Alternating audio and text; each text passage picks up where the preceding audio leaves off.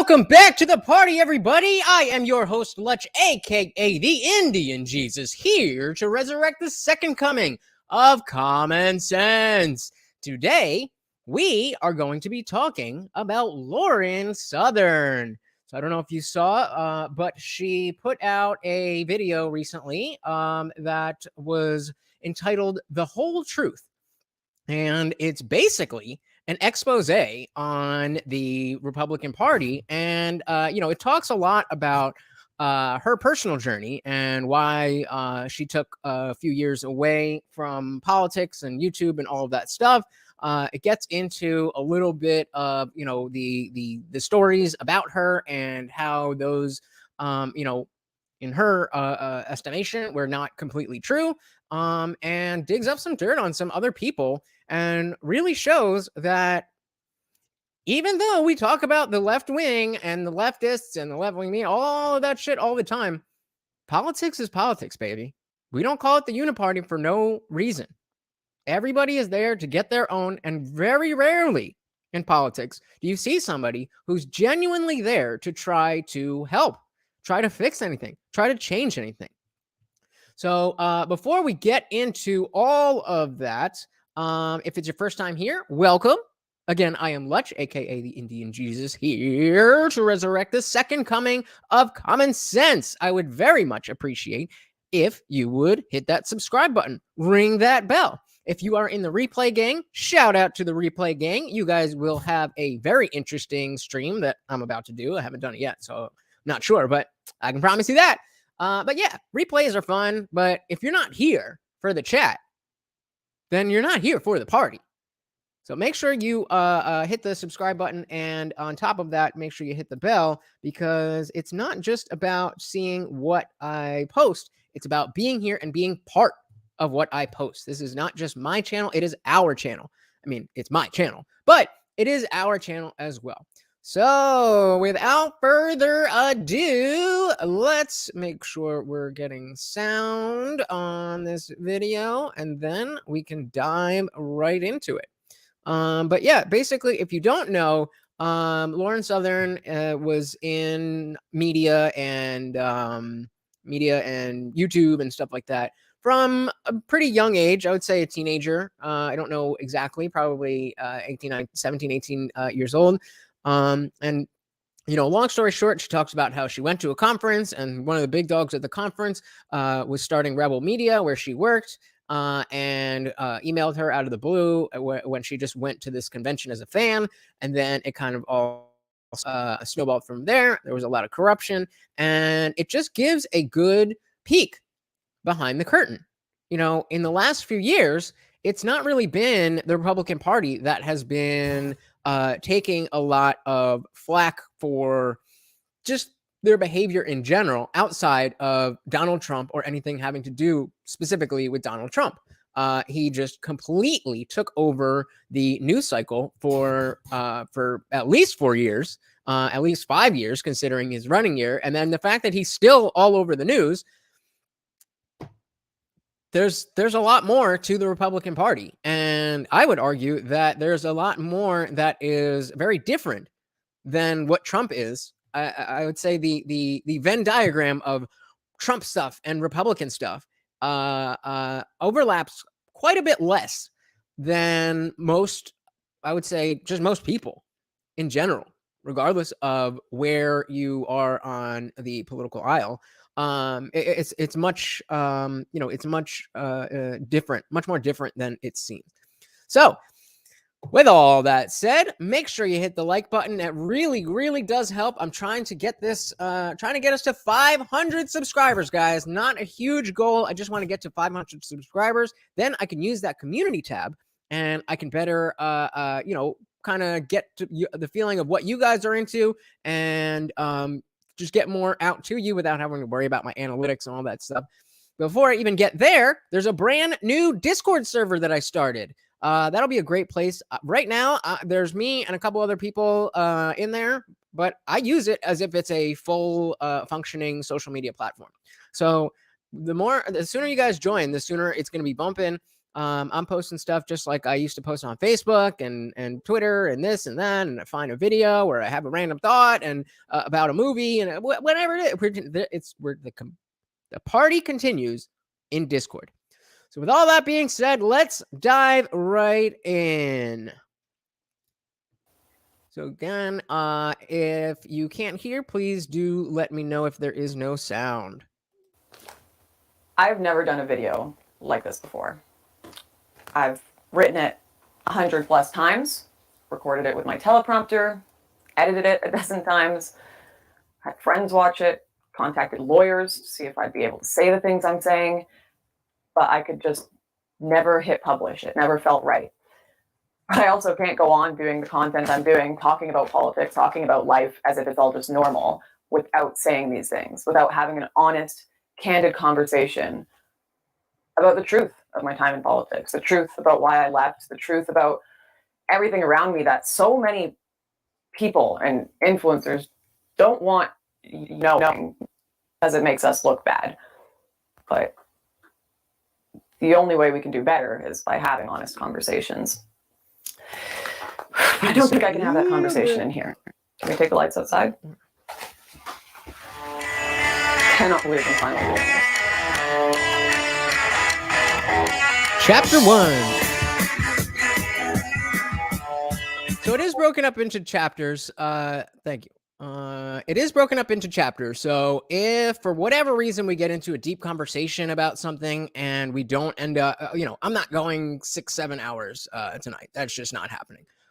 So if we really get into it and we don't get all the way through, we'll just finish whatever chapter and then we'll pick back right up where we left off.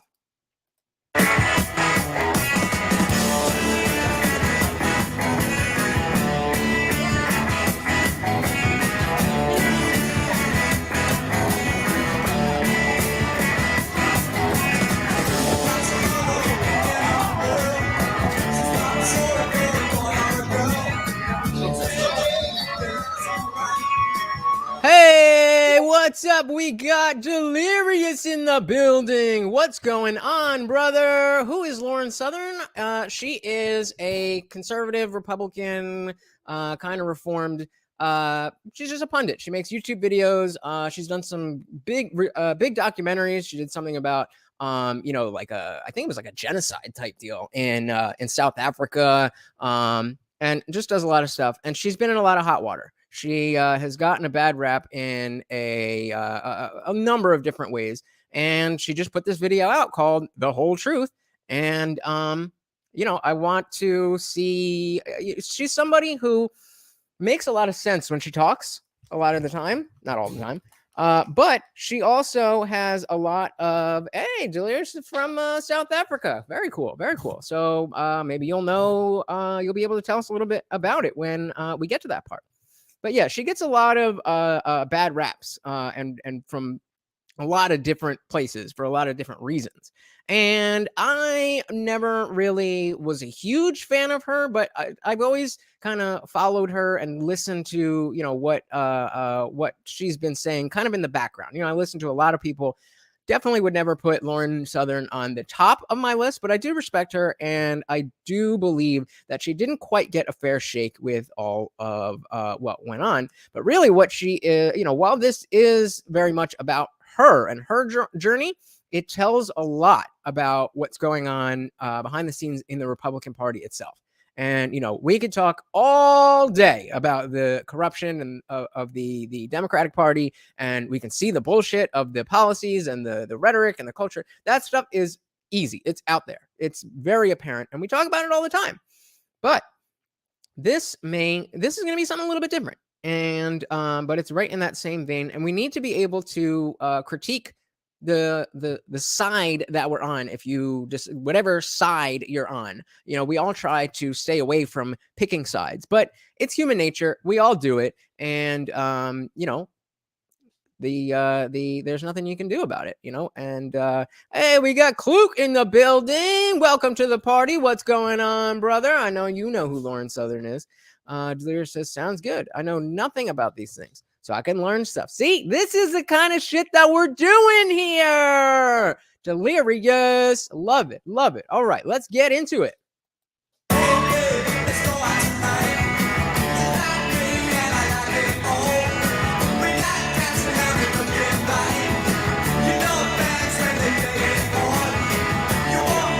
about to get claimed for this fucking music.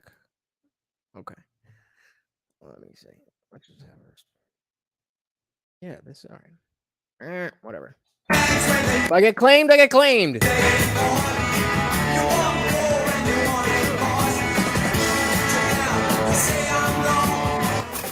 my gosh, there we go. I'm so nervous. Yeah, Kluk, I was same kind of thing. I'm familiar with her. Maury, I just gave you one, Lena.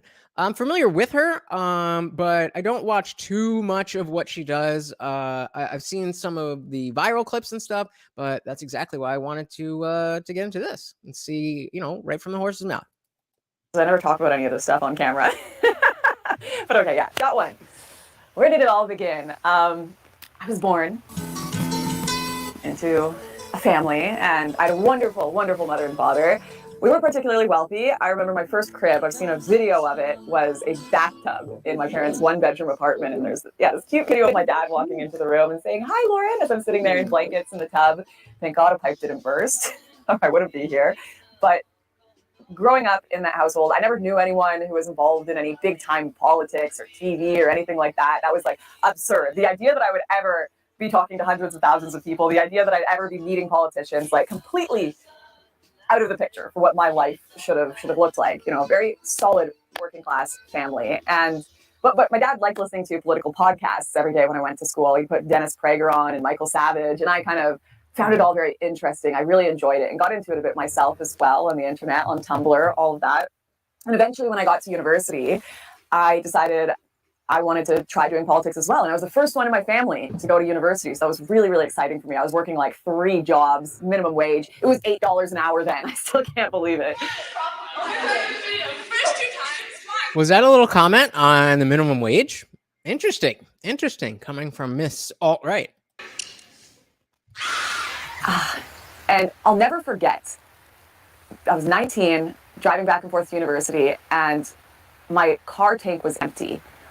And I found $2 under the mat in my car, and I was so excited because I was like, I don't have. Remember when you can afford a gallon of gas with $2? Remember? Any money in my bank account. It's totally empty, but this $2 might be able to get me home today, so I can wait for my paycheck tomorrow and get to university the next day. I was so stressed financially at that time. And oil and gas policy really pissed me off because we had just brought in all of these policies in Canada, raising these carbon tax that increased price of oil and gas, and it actually really affected me on a serious level. Am I going to be able to go to university or not? Am I going to be able to get to the Turk? So conservative policies on oil and gas were something that I was really interested in. Anything that made it easier for the working class, the regular person, day to day. So I joined this conference in university called Conserving Oil and Gas in Toronto. And so my boyfriend at the time was this lovely Linktr.ee guy. So this was the initial thing that it's just some conference from 2014 in Toronto. That's where she's from. The Communicating Energy Conference. It might, sorry, I was doing a bunch of things. It might have just been that. But yeah, Kluk, back in the day, gas under $2 was the norm. Now, it was 2007 when I got my license. So we were experiencing a bump there. But it's way worse now. I remember because I was waiting for gas to hit $4. And I was like, that would be crazy. That would be crazy to see $4 a gallon. And I remember it got all the way up to $3.86. That's the highest I've seen when I was in high school. And then it came back down. And then, of course, we are where we are. Oil and gas in Toronto.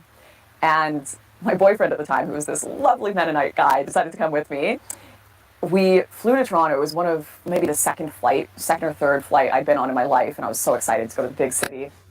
I got there, and it was being hosted by a man named Ezra Levant. Ezra Levant. He's a source of debate, a source of controversy, a source of entertaining television. Introducing Ezra Levant only. Ezra Levant or Levant? Because she said Levant, and they said Levant. On Sun News Network. Ezra Levant, yeah. Man, I remember watching him on TV when I was in high school. I would have been like 14, watching him on Sun News. What a loser. Who does that at 14? You guys all And use false every day. it's just I this think you guys are fake. And actually, I kind of said that as a joke. But now you have 14-year-olds who are politically, all over everything. They're. I mean, obviously they're teaching them young, but back in my day when I was in high school, nobody paid attention to politics. I remember there was one kid who was, about it, and there was a couple people who were in like student government, but nobody took politics. Nobody was paying attention to politics. And then one day it just took over pop culture, and people knew nothing but. Confident, always worked up guy about free speech and Trudeau, the left-wingers and government. I loved watching it with my dad. It was very fun. And to see Ezra Levant in person, I was full-on fangirling. It was embarrassing. I had read all of his... And I would watch Bill O'Reilly with my dad when I was a kid. And I would enjoy hanging out with my dad, but I wasn't like, oh my God, this is the best show ever. It was because I was hanging out with my dad. Books. I brought Groundswell with me, I think, to try and get it signed by him. And not only did he come and sign it, he sat beside me at this dinner at the conference and talked to me for like half an hour. And I went home just elated, so excited by the whole experience. But, went back to my little life. And that was that. That was that crazy political experience I had. And I decided, okay, university is getting difficult to pay for. I am falling behind in my classes because I'm working so many jobs on the side. I have to kind of find a solution to this. So I decided I was going to join the Army. I filled out all the paperwork. I heard they had a program where they would pay for your university or for you to complete your university if you gave them a certain number of years. And that was going to be, the best career option I could possibly have. Shout out to those in the military. I could never do that shit. I am too lazy. I could if I had to. I just don't ever, ever, ever want to. And never will you find me wanting to do that. So salute to all y'all. For my future. And then I got this email out of nowhere from Ezra. And it said, Lauren, I'm starting a new media company called Rebel Media, and we would love for you to contribute to it. Sun News. So I remember Ezra was the dude, Ezra Levant. Network is off the air. Bang. Or Levant. Gone. That's basically what happened. Sun News Network went off the air today. Sun News Network has gone dark. The end of Sun News Network. Sun TV faded to dark. With sun gone, there's a hole on the far right side of the diamond. Ezra Levant fighting for freedom in Calgary. Good night.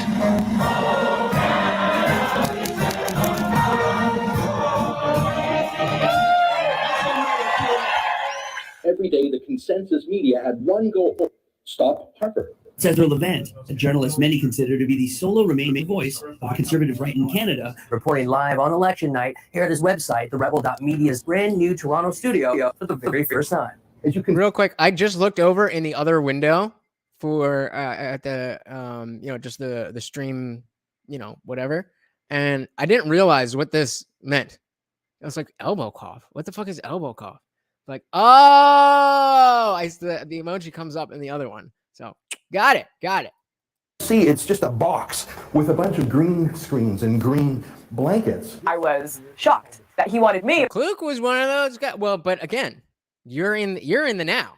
The Gen Z, that there is nothing else. There is nothing else. There is politics, and that's it. That is culture. Politics is culture now. But when it wasn't always like that. There was other things. There's not anymore. Everything is politics. And so, yeah, I would imagine at your age that you are into politics because there's nothing else to be into. Everything is infected with politics. But, video games wasn't about politics. Music wasn't about politics. Movies weren't about politics. Computer games weren't about politics. Fucking, none of that shit was about politics. Music, concert, all of that shit. You could just not have to worry about it as a child. Not anymore. Of all people, the girl who came to get my book signed by him and was just starstruck, drooling, to make a video for Rebel Media, his new outlet to support working class, good conservative Canadians like me and my family. I was elated by the idea and said, absolutely. I didn't think much would come of it. I looked at their channel and it had a few hundred views here and there, and I figured I'm in political science, so it'll be a good opportunity to help my speaking skills, my presentation, to have this connection. But I really cared. I really wanted it to look good and to impress, Ezra and all the people working at Rebel. So I wrote a script. So that's the first thing that, when she brings up, not a red flag, but just it hits my ear as, okay, let's take that. She said, I really, just talking about how she really cares about this. And we know that this is going to be, about a tell-all. So the question is she doing this for the views, or is she doing this because she really cares?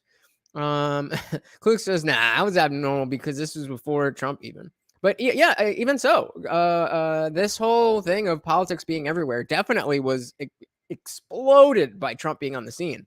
But it's much more common. So maybe it wasn't quite there yet. And I mean, it's not like nobody paid attention, but I didn't, and you certainly, today it would be like if you didn't know how to, I don't know, do your, use pronouns or whatever. That could be a cultural thing in school that would make you lose social status.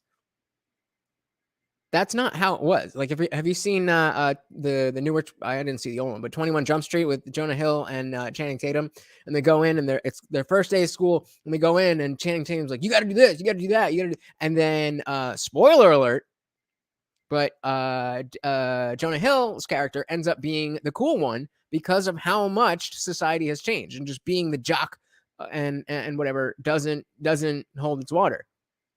And there's one dude doing homework. He's like, "Oh, this F slur is doing homework." He's like, "What? You gonna punch me because I'm gay?" It's like, "Wait, whoa, what?"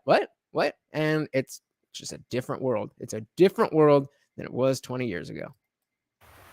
I called it "Why I'm Not a Feminist," and it was the first video I made for Rebel. So this is where you might recognize her in general. If you've only seen her in one place, it was likely here, or the thing that we get to at the near very end. Probably filmed it 13, 14 times, eventually paid a friend to come help me do it because I wanted to get it just right. And sent it over to Rebel. Didn't expect much of it. Figured it would get a few hundred views. Went to bed. Woke up. So the thing, it says here, I don't need feminism because I believe in equality, not entitlements and supremacy. So far, I'm on board. So far, I am on board. The next day, and my life had changed overnight. It had not hundreds of views, not thousands of views, millions of views. Millions. My friends were calling me. My fucking goals. Yo, tell your friends if we can get 1 million views on a video, everybody who's here right now is getting some money. Friends at university were coming up to me saying, "I've seen the video, Lauren. Oh my gosh." I had thousands of messages in all of my inboxes on Facebook, Twitter, and in the span of 24 hours, I went from that fangirl wanting to get her book signed by Ezra Levant and going back to my little life, working a minimum wage job, to being at the center of everything I was watching, commentating on, and being fascinated by from afar. Just like that. It's hard to bring back the memories at this point. She's so cute. Like, she's not like, "Oh my God, how sexy," but she's so cute. That certainly helps her career, but we're here to listen. We're here to listen and treat people as people. It was, I feel like, such a hectic time in my life. There were so many changes, so many eyes on me, so many opportunities that I never thought I would ever get in my life. And I was desperate to make it work. Because like I said, I wasn't set up to be a doctor or a lawyer or something with some massive fund ready for university. This was like, if I got this opportunity and I made it work, that would change my life forever. Which is how it is for a lot of people. So, I mean, of course, Daddy's a doctor, so that wasn't my story. But, I definitely empathize with the level of issues that comes with, figuring your life out and, not only knowing what to do there, but actually having the funds and the resources to do it. So shout out to you, Dad. Kluk says she was no doubt probably too quickly thrust into the political space, especially considering the unearned punishments afterward, like being banned from the UK. Potentially. But she did say, just like you were talking about yourself, that even, she was into this stuff. Hey, we got Bull Rush in the building. What's going on, brother? Glad to have you at the party. He says, "What's up? This Lauren vid is crazy, but would have bet on this being the norm behind the scenes in political commentator world." Exactly, and that's precisely why I wanted to talk about it, because I was saying earlier, it's so easy to point out, oh, the Democrats are doing this, even the Republican politicians are doing this, the crazy leftists are doing this, but there's been a picture painted of conservatives as just the people who are, just the normal people, and everybody else is this, that, or the other.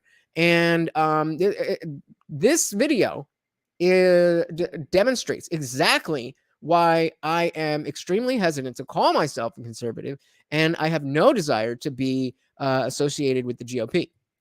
Because exactly, that's exactly what you would expect in the political world, whether the political commentator world. But yeah, so Klug was saying she was probably thrust into the political space too quickly. I don't know if she was. I don't know if it was the fact that it was the political space. I think it was more the limelight. I think it was more the fact that she had eyeballs on her.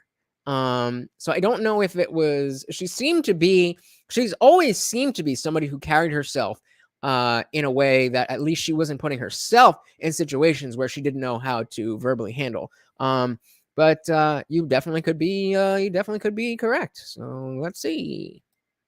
What a gorgeous day in Vancouver, and joining us to talk about herself is Lauren Southern. Great to see you in person. Great to see you, Ezra. Lauren, you are the #1 star of the Rebel.media. Your commentary on feminism, well, it got almost 600,000 views on our site, and it was pirated by others. Rebel offered me to have a show at that point. They said I could go out and do recordings at protests and come out to Toronto once a month to do a show, Standoff with Lauren Southern. We're in serious trouble if we don't get an entirely new government. If you don't protect everyone's free speech, you're going to find your own silenced at some point. How long ago was that? That, what did she say? It must have been 2014. So a couple years after that, maybe 2014, 2015, 2016, right in that area. If you don't respect free speech, they're going to come after you're going to find your own, or if you don't respect other people's free speech, you're going to find your own silence at some point. So far, I'm on board.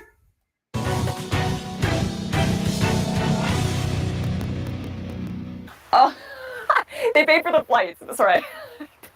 They paid for the flights, but they didn't pay for anything else.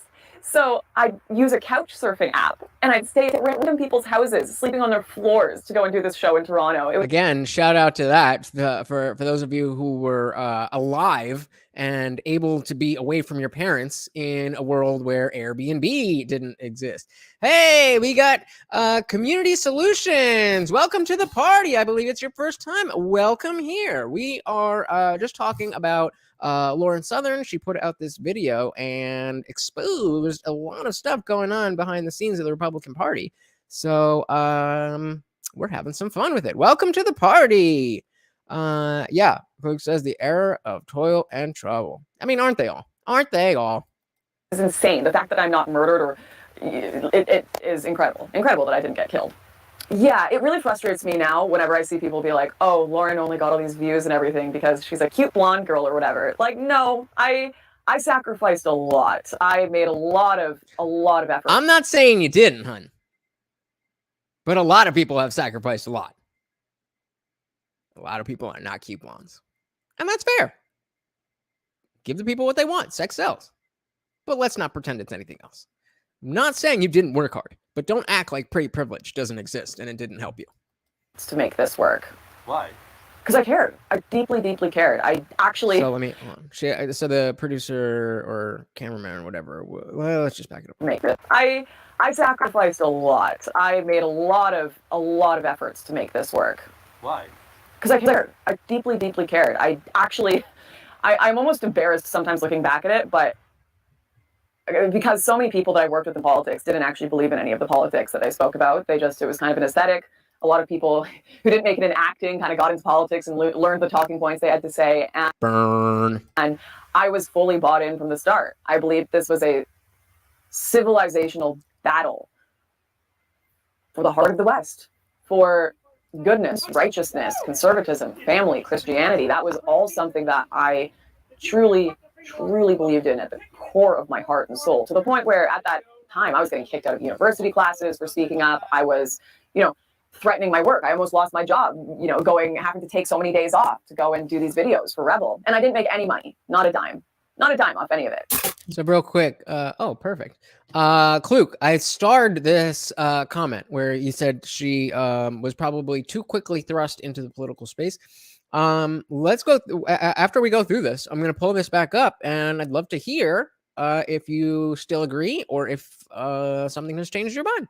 Just to clarify, so people don't think I'm lying about this, after my first video went viral, Rebel did offer to pay me a stipend of $100 per video. But the problem was they were paying for fully produced and edited products. So I had to hire an editor who I was paying a minimum of $120 to $200 per video. So you want to be a YouTuber. Video for.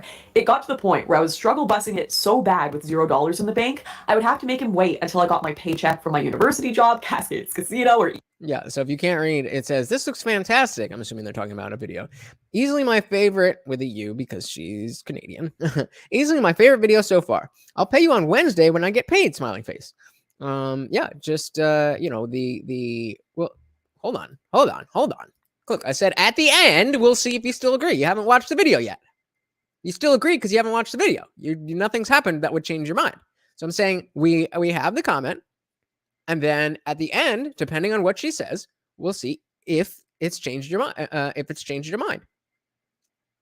That's all. I'm not saying you're wrong or you're right or anything. I'm just saying you made a prediction, and we have quite a bit of content to go through. So I'm just saying it'd be interesting to see what you think of what you originally said. No shade, brother. No shade. TV games before I could pay him. So all of those videos I did where I got millions of views that would have gotten thousands of dollars in ad revenue, I lost money making them. So it's saying this one, am I able to collect the 125 for my safe spaces video? I'm working 40 hours a week right now, so it's a little tough to get videos done, but I may be able to do a video a week if I can start working 30 hours instead. Let me know if your offer for this opportunity is still up. Eventually, after some months of working, Rebel did give me a full-time job there and would cover hotels, etc. So I saw this all as worth it, but I had to fight for it for sure. I maybe had flights covered sometimes, but I paid for all of those videos I made at the very beginning with like the $0 that I had. No one was talking about this stuff at the time. YouTube had been around for a while, but most videos on YouTube were Fred and Smosh. People making funny, silly little skits. I have a 1 in the chat if you remember Smosh. And then the news was just the news. It was, okay, there's been a traffic jam here and this bill has been signed or whatever. There wasn't this massive sphere of political creators and streamers and all these little media companies that have become, online entities. And they weren't talking about these controversial hot button issues like feminism going wild in universities at the time, men being told they were evil, being told that you're a horrific, awful person for being white. What really triggered a lot of this for me was taking the first social justice class that was introduced to my high school curriculum in Canada in grade 12, and they split us at the lockers based on if you were privileged. Okay, I want to back this up again because this is important. Really triggered a lot of this for me was being told that you're a horrific, awful person for being white. What really triggered a lot of this for me was taking the first social justice class that was introduced to my school curriculum in Canada in grade. So this is Social Justice 12 in grade 11 or 12. It's 11 or 12. I believe she's about 30, maybe 32. She's right around my age. So this was, late 2000s, maybe 2010. There's a social justice class. And I mean, this is a pretty legit. These are the different classes. This isn't her. I thought this was her thing, but 12.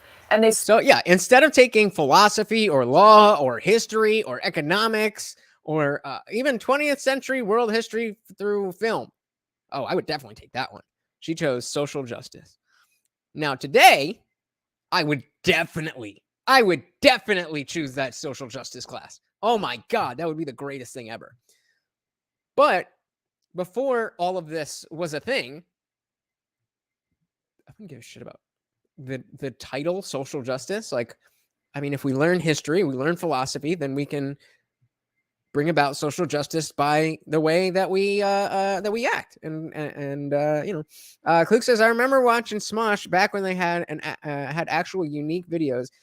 Just Ian and Anthony. Yep. The Pokemon video was the one that I first saw. I don't remember what it is. I just remember that it was Pokemon. Split us at the lockers based on how you were, if you were privileged or oppressed. And I was put on the privileged side just because I was white. And I remember. Wait a minute. I thought that all of this talk about who's being oppressed and this and that, and they're not doing this in college course. I'm pretty sure she just said that they had a privileged side and an oppressed side, and she was put on the privileged side because she was white. But I thought this didn't happen. I've been told so many times that this isn't true. This doesn't happen. This is made up. So, I mean, she showed the course catalog. There was a class called Social Justice. Do you believe that, she was, let's back it up and actually listen to her say it. Do you believe that she actually was subjected to this? Or do you think she's making this up for this part of her video? My high school curriculum in Canada in grade 12, and they split us at the lockers based on how you were, if you were privileged or oppressed. And I was put on the privileged side just because I was white. And I remember looking at people across on the other side of the lockers that I knew had extremely wealthy, privileged backgrounds that had been put on the oppressed side and thinking, this is madness. This is insanity. What world are we living in? And why is no one talking about this? And so obviously, I'm like, yeah, I want to make these videos for Rebel. Yeah, we need to be talking about this. And man, I was so passionate about it all. And I just didn't realize at the time that, I don't know, that path I had as kind of the little guy coming out of that big world wasn't as organic for a lot of the players that already existed in the world of politics. So do I. So do I, Bull Rush. I have no reason how or why you would think to make that up. I believe it, but that's not what the leftists say. That's not what the leftists believe. Apparently, we're all lying. We're all lying. Joke's on me. I entered politics and didn't realize it was full of liars and frauds. Wow. Surprise, surprise. But exactly as was it Kluk? Who was it that said? I think it was Bull Rush who said that all that this would be the norm.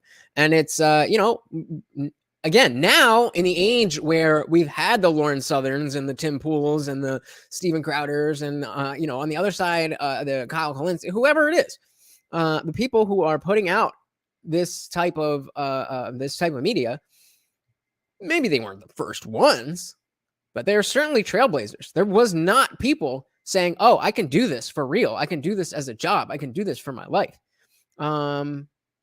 But I'm not, at 19 years old, I don't necessarily blame her for being a little bit naive in that way. We all want to believe. We all want to believe, even though we know intellectually that that politics is just it's theater. That's all it is. We know that that's what it is.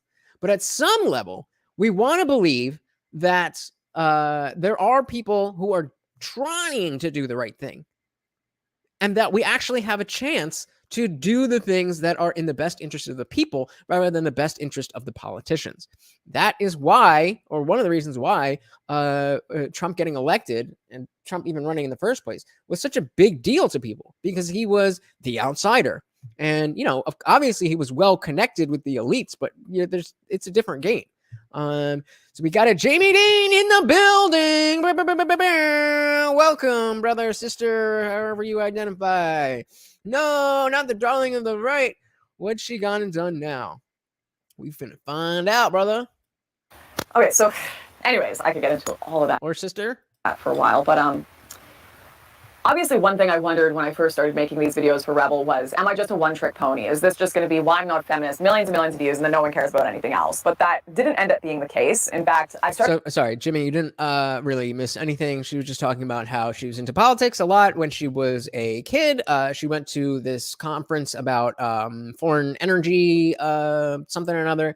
There was somebody who was speaking from, what was his name? Ezra Levitt, something. Some dude who was famous in Canada came up and talked to her. And then a couple months later, that same dude started Rebel Media, emailed her, and asked if she wanted to be a part of it. She did the Why I Don't Need Feminism video that blew up overnight, millions of views, went viral, and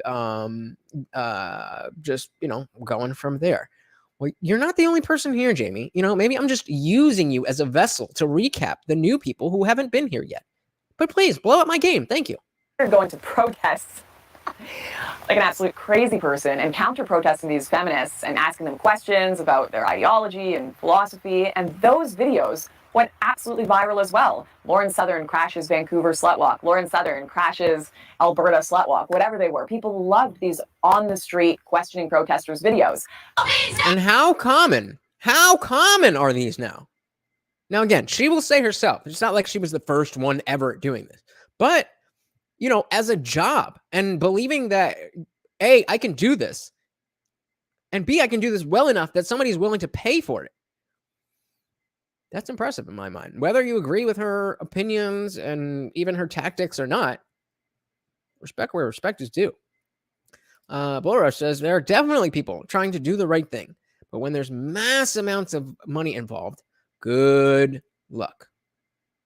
Good luck. And that's, exactly what I think this whole thing really is about. A little bit. I only had my first drink, so maybe I'll chill out, or maybe I'll get worse. Who knows? We're gonna find out. It's a party. No means no. No means no. You are attacking our cameraman. The whole point of the walk is to protest rape culture. I think that video went so viral at the time because not a lot of politics was being done that way. Today, you have 1,000 different people on the streets going to protests with live streams. It's like extremely common to the point where it's like saturated to go to protests. But at that time, no one had really seen it before. Commentators, political pundits, your place was behind a desk. You told people your opinions after the event happened. You didn't go to the event and then opine or cause commotion at said event, especially on YouTube. It just didn't really exist that much at the time. I don't want to say I'm the first, because that's conceited, and I'm probably not, but one of the first people on YouTube doing that for sure, which was, just a wild experience. Of course, first, and I figured that was the kind of commentary people liked, and that was the critique of feminism that was working. That was getting people talking about, wow, these feminists don't really have their ideas all together. There's some serious contradictions going here, some serious flaws, right? I decided to keep hammering that hard. And one opportunity I got was to go down to Los Angeles to the Amber Rose Slutwalk. And not only the Amber Rose Slutwalk, but to meet another hero of mine, Milo Yiannopoulos. So before we get into this next chapter 2, put a Y in the chat if you like Milo, put an N in the chat if you don't like Milo, and put a 0 if you don't care or know who he is. Now, when I say like him, I don't necessarily mean, want to suck his dick. I mean, do you think that he's entertaining? And do you think that he has any value in a political conversation? Let's see what we got. Bullrush says no. I don't know. I after watching this, my opinion changed a little bit.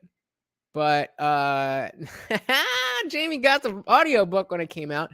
Well, then you're going to want to pay attention to this next part, because this is directly relevant to that. Yeah, Klug, Milo's fucking funny, and he made everyone so uncomfortable. That's what it was. You've got who's that young dude now?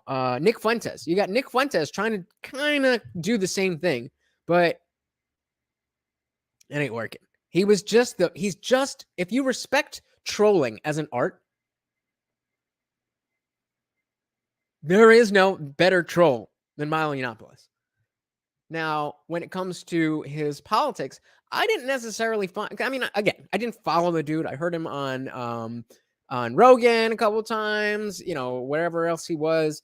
I think he might have even been on Sam Harris's podcast, or I could be making that up. But yep, and it's funny, and the fact that so many people got so upset at things that were not that big of a deal made me want to cheer for him, even if I didn't agree with what he was saying. And this was in a time when I didn't understand that he would call Trump daddy semi-ironically, like not really ironically, but tongue-in-cheek. And I was like, oh, that's so cringe.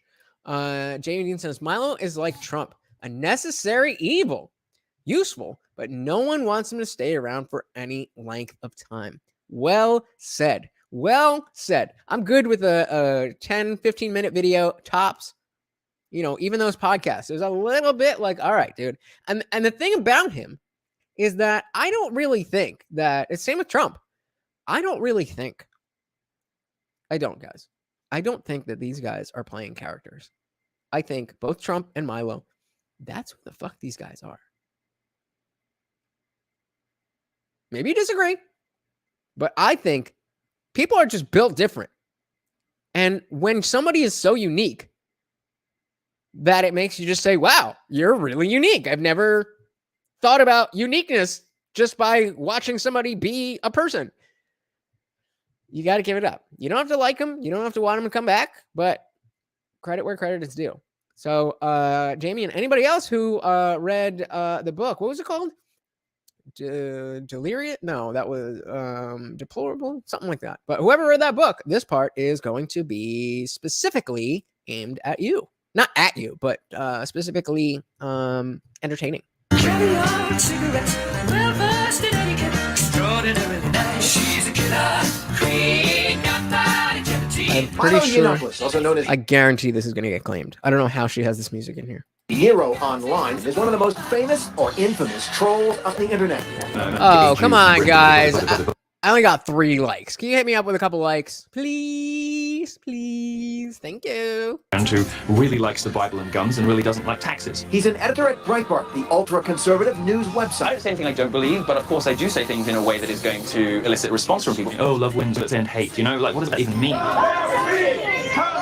I cannot say no to an opportunity to Thank you, guys. I really appreciate that. meet Milo Yiannopoulos, to work on a project with him, and to go to another one of these slut walks where we could criticize this massive feminist enterprise that was ruining the lives of so many good people I knew. And this is a good segue for getting into the story. I love the way she talks. Segue. It's a good segue. A good segue or a good segue? The Amber Rose slut walk. But one of the big reasons I didn't like feminism was because I had so many good men in my life. My father is an incredible man. Love him to death. Such a good dad. The men around me at my church, the men who were my friends in high school and elementary school, even the men that I dated at the time, like wonderful, wonderful people, truly. And to see them being portrayed as evil rapists and misogynists and bad for women really angered me. Most men are rapists. And by that, I mean most cis heteronormative men. The only answer to that is to kill. I don't even know. I have to break this up. So read what is she saying, because I can't let this play just as a full sentence. Male babies and I'm just adding blah, blah, blah. Just kill any man that you see, like in the streets, like any sweet, just kill him. It really... I definitely can't have that on my... And that's just out there. That's accepted rhetoric. That is accepted rhetoric. But I digress. Really, truly upset me at the time. And I didn't really understand this visceral hatred and distrust towards the world and men that feminists had at all. It wasn't my lived experience, which brings me into how I got the Amber Rose slut walk. So, of course, flying to LA, couldn't afford that. Staying at a hotel, could not afford that. I've explained this already.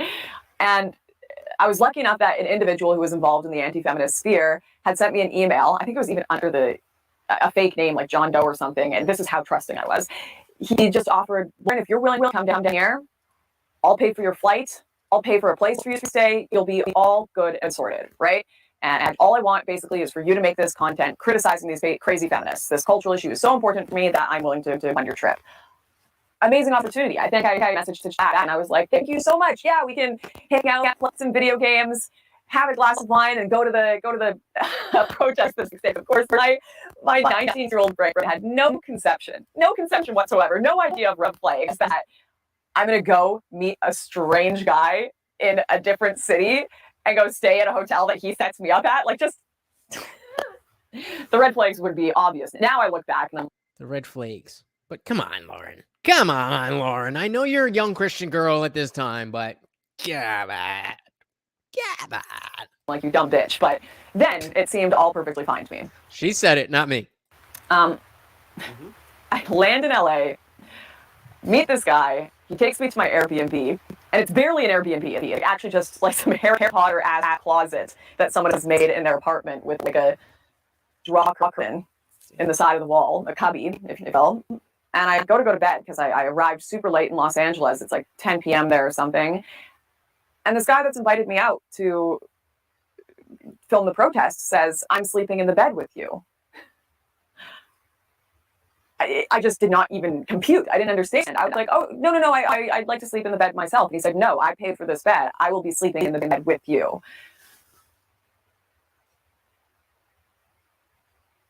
So at this point, I already watched this. So I've learned my lesson just trying to be like, oh, that seems like it would be cool. Let's just react to it super live. And then we get boring shit. So I thought, like many of you may be thinking right now, that where this story was going, even knowing Lauren Southern's, conservatism and that's what she does, that she's like, oh my God, I finally understood the feminists. That's where I thought this was going. And I should have known better, but that's really where I thought it was going. I'm sorry. I don't know. I was so panicked, so shocked by this situation. I didn't really know how to respond. I think I made something up about how, oh, maybe tomorrow or something. I just really need to get sick tonight. I'm not feeling well. Please leave, please leave. And I finally got him to leave the Airbnb. But I was absolutely terrified. Terrified that someone would, obviously now, looking back, I can see why someone would think that. But me, 19-year-old me, like when I was younger, I was like, why would someone fly me out here to do something political with the expectation that I was going to sleep with them? That's like crazy to me. They didn't say anything about. She got flued out about that. I didn't say anything about that. Why would they put me in that situation? If I could go back in time and slap myself and tell myself to be a less trusting individual. To be fair to her, it was a professional thing. Like the whole I didn't read the entire email, but she put the email up on screen and said something like, oh, we'd like to do this, and I want to cover this content. I would like you to make a video for me at the slut walk. So this is before Me Too. Shady judgment. Probably should have known better, but we'll give a pass to the young Christian girl. I would, because I put myself in a lot of really unfortunate. Who knows what movie that's from? Situations politically. That little scene they just put in. Because of this naive trust I had. Sadly enough, probably some of these feminists that still, I think, have insane ideas in a lot of ways, but some of them probably would have given me the same warning. Just they took that lived experience to such an extreme that they made it impossible to communicate to anyone else who hadn't lived it. And it makes me angry looking back at some of the radical feminists that I confronted.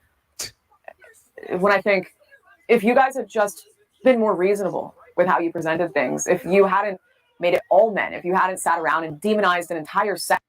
We all know this chick. And told me they were all rapists and been hysterical with how you presented your ideas, then maybe me and other women would have actually listened to the real criticisms of the world and gender dynamics that you had. Some of the. So think about what she just said.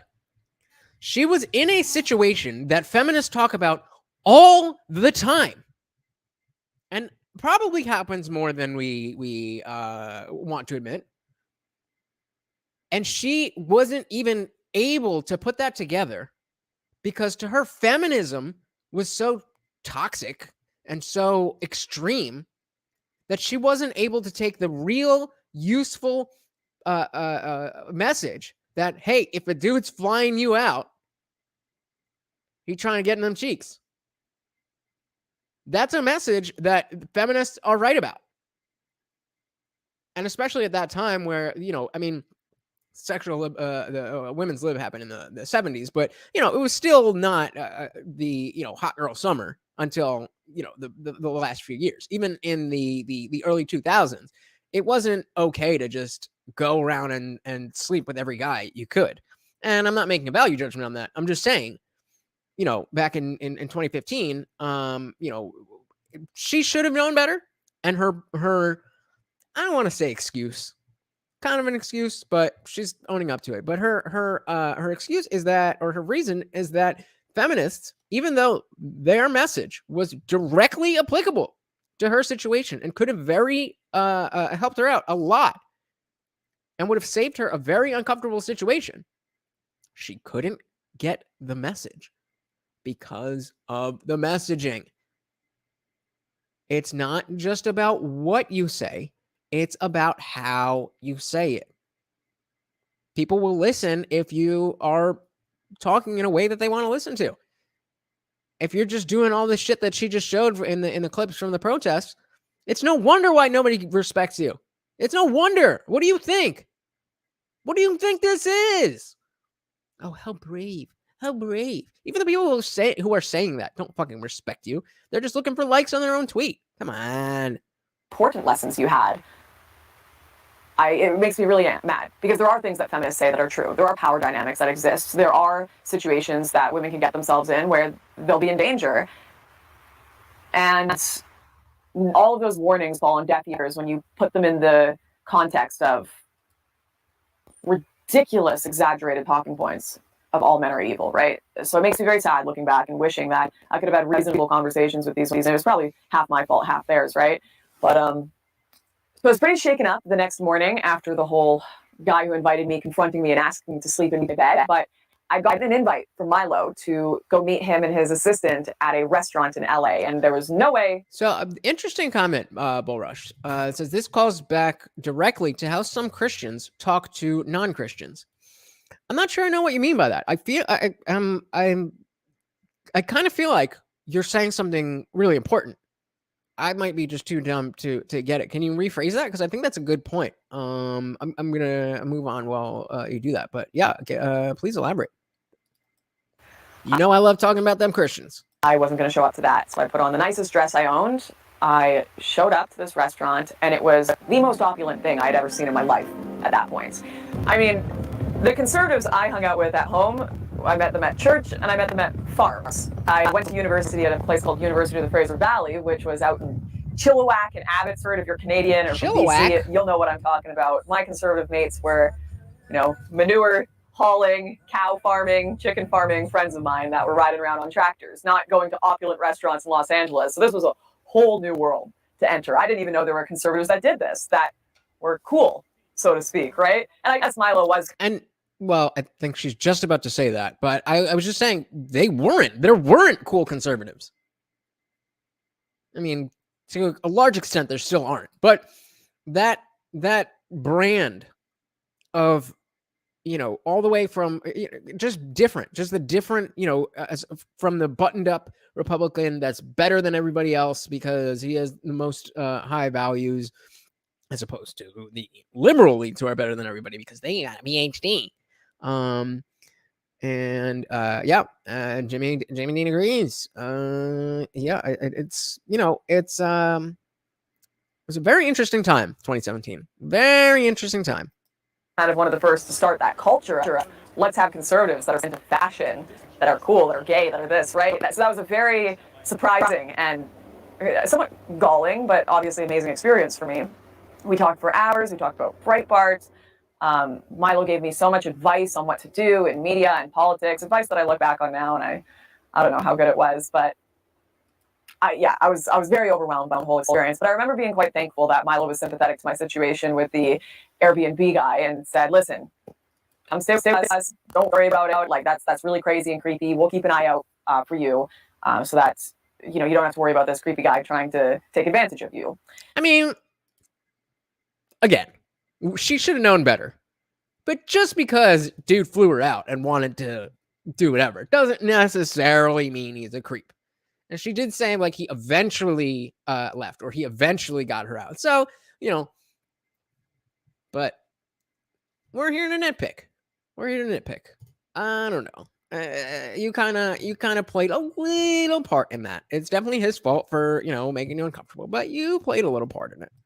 So the next day, this guy, I tell the guy I don't want to stay in his Airbnb anymore. I don't worry about it, bud. Like, just stay away from me. This is really creepy. He has an absolute freak out, like yelling at me. He starts going into his Skype messages. He starts going on his little like Twitter DMs with all of these different anti-feminist groups and basically saying I'm a fraud. I'm this horrible, horrible fraud that was actually just terrible in person, right? And guys, promise me that unless I actually deserve it, if there's something I say or do that you don't like, take it up with me. please don't just go and sully my name without talking to me first. I don't think that we will run into that issue, but you never know. And times they are a-changing, so just come to me. Just come to me. And then if I'm still an asshole, cancel me, sure. Just come to me first. This was the first time I'd experienced something like this from someone that was supposed to be like my friend, my side of the aisle. I'm standing up for you, man. I'm criticizing feminism for people like you, and now you are acting the way that these feminists would portray a man. Why is this happening? And that was a really upsetting experience for me, but that passed. I kind of shook it off as a one-off. That's a one-off thing. This guy was a little crazy, but 99.9% of men are good people who would never do something like that. Anyways, it's the next day. Milo, Alum, and I and a film team go to... So remember the name Alum. Alum. A-L-U-M. That's an important name, especially for those of who read or listened to the book. Jamie says, nah, man, blasting people on Twitter is the only language humans understand anymore. Yeah, I agree with you. Just don't do it to me. I'm not trying to get canceled for no reason. Boulder says, just relevant to your stream yesterday. This is exactly 100%. That's kind of where I thought you were going, but I just want to be sure, so thank you for clarifying. So Boulder says, just relevant to your stream yesterday, where if you weren't here, we were talking about I still have the same banner. This is why conservatives lose. We were talking about how religious language pushes people away and does not, in the same way that Lauren couldn't listen to the feminists even though they had a point there because of their messaging. Conservatives will often do the same thing with their values, cloaking it in Christianity. Well, just relevant to your stream yesterday. Extreme feminist rhetoric turn people like Lauren away without them even understanding their message. Exactly. Political Christians will do the same with non-Christians, even if their point didn't need to be wrapped in a Christian perspective. Beautifully said. I don't have anything to add to that. That is beautifully said. 100%. See? I knew you guys are smart. This is why we keep Bull Rush around. The Ambrose Slut Walk. It is a gorgeous, sunny day out, so you got girls everywhere, wearing nothing, boobs out, tape on, and Milo and I are ready for chaos. We've made these very offensive signs, horrendously offensive, that are like Harry Potter and rape culture. So yeah, it's she said her sign says regret is not RP. That's how we refer to it on this channel. And then says RP culture and Harry Potter, both fantasy. Kluk says religious language doesn't push low IQ people away, though. Yeah, I agree. But okay, so let's continue. A lot of people don't even think about it because their capacity to understand the nuances of being taken advantage of an organization aren't there. I agree. I think it's reflected in the sense that the messaging is not effective. I don't necessarily think he was saying it's a one-to-one exact replica, but he's absolutely right that the rhetoric pushes people away who don't understand. And so whether it's feminists pushing away women who don't want to be told that they are victims, or non-Christians or non-believers who are told that the only way that they can be moral is if they believe a certain thing that logically does not make any sense. It's you're just pushing people away before they get to understand what your message even is. What do they have in common? Neither are real, just absolutely inflammatory stuff. And we show up at this event, and of course, after we've done a few interviews, bring out our signs, and these girls go wild. They are losing their minds. They're twerking on us. They're trying to steal our signs. They're trying to attack us. That'll show them. Police get called. We're getting dragged out by the police. Dragged. And I remember just being so full of adrenaline. I think I even said to Milo, let's stay, let's get arrested, let's do it. And I think the only reason... That is such a 19-year-old girl thing to say. That is such a 19-year-old white girl thing to say. Oh, let's just get arrested. Oh my God. We didn't stay and get put in handcuffs was because Milo and I are both foreign citizens, and we would have been banned from traveling if we got arrested and got criminal records in the U.S. So we walked out, but we still got some amazing footage. All right, so why are you guys out here? This is my favorite part of the video. I'm gonna get rid of this. I'm gonna put this. Favorite part of the video. Today at the Slut Walk. Beautiful ladies. Of course, beautiful ladies. Amber Rose. Amber. Amber. So all of you just came out here to see all the chicks scantily clad. Absolutely, absolutely. It's a great cause. I'm all for it. I'm all for the sluts. We went back to this apartment we were all staying and just quickly emailing off the footage, getting it edited, prepared for release. He's so excited by this. Look at these crazy feminists. They're attacking us. They can't even have a conversation. They're ripping up our signs. They're calling the police. That was the content that really shocked people at the time, right? Because that going on the ground and actually confronting another person about their ideas in this environment, it was very new. And we're just sitting there hanging out after, so excited about it all. I remember, we went to a bar or something after, and it was just Milo, Alum, and I. And I got along super well with Milo and Alum, particularly Alum. He was such a sweet guy. I remember I cannot stress enough what a dork I was before I got into this political world. I went to anime conventions, video games. Says, me paving the way for trans rights circa 2011. What a loser. Read tons of fantasy. I was into all that stuff. And Alum was a bit dorky too and liked politics. So we got along really well. He'd laugh at my jokes, talk about, all these different animes that he had seen as well. And, we stayed in contact for like weeks, months after that. And got along really well. We had a fantastic friendship. Cut for a second. Went on a long necessary rant here. I'm gonna go back because I missed a little bit there. In the meantime, let's do some comments. Low Packers in the building. Welcome to the party, brother. He says, I just got the alert for your show 64 minutes late. How dare they? How dare they? Let me know if that happens again. I might have to. Jesse was just shadow ban, and he was like, "Yo, just hit them up, and like if you are, they'll help you." So let me know if that happens again. Yeah, for real. So really, all you missed is Lauren Southern was this geeky conservative girl, Christian from Arkansas, and she went to a random conference where she was about foreign energy, and then the main dude was starting a new media company, Rebel Media. That's where she got into politics. And then as Bullrush is talking about the craziest feminist YouTube trend, she was a trailblazer for that. And goddamn right, Jamie, based and straight pilled or red pilled. Okay, so maybe we'll see. That might be just a thing that maybe on a smaller channel. Do you guys get notifications for other channels like right on time? Because that is definitely something that could be attended to. But yeah, so let's run this back a couple seconds. I just wanted to tell you about that thing. All these different anime along really well. He'd laugh at my jokes. Whoa. Anime. Come on. Got along really well. He'd laugh at my jokes, talk about, all these different animes that he had seen as well. And, we stayed in contact for like weeks, months after that and got along really well. We had a fantastic friendship. Cut for a second. Went on a long unnecessary rant here. Just going to give you the TLDR. Alum and I went on a few dates in December of 2015. I ended things. Obviously, like any normal person, Alum was upset. And when venting to a mutual friend of ours, made a joke that you got burned. Shout out to this dude for bagging Lauren Southern, though. I mean, she's definitely not a 10, but she's definitely not a 6. He could leak a ton of my offensive messages to the press or public if he wanted to. I'm talking like old classic 2015 4chan memes.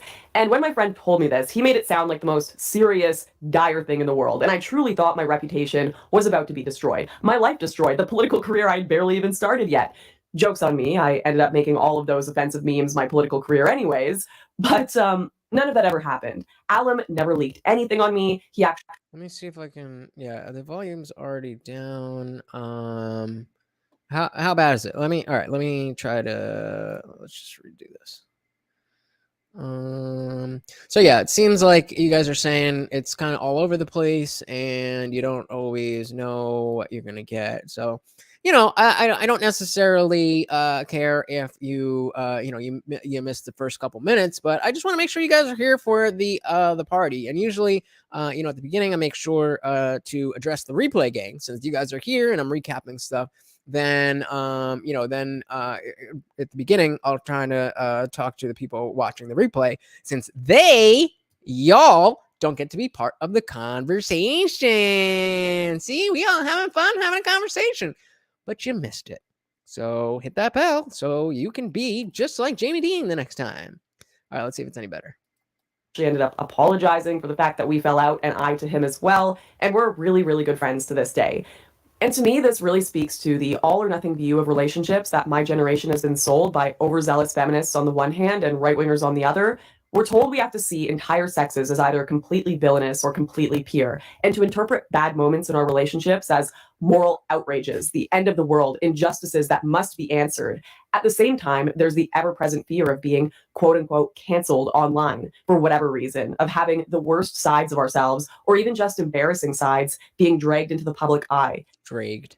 But actually, as I pause, she makes a very interesting point that is, apolitical. It's bipartisan, at least. That just the dating scene is so extreme, where on the one hand, you either have to be a virgin and you're dating for marriage and you're together for your whole life, and then on the other side, it's just whores.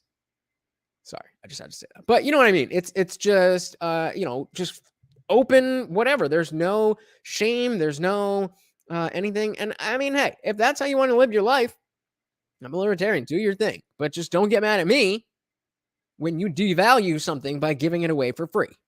It's this fear in relationships that wasn't really there in the pre-digital era, before it became just a trivial thing to broadcast to a global audience. In reality, relationships are messy. Bad breakups happen. People who really liked each other end up not liking each other for a while, and then time goes by and you're friends.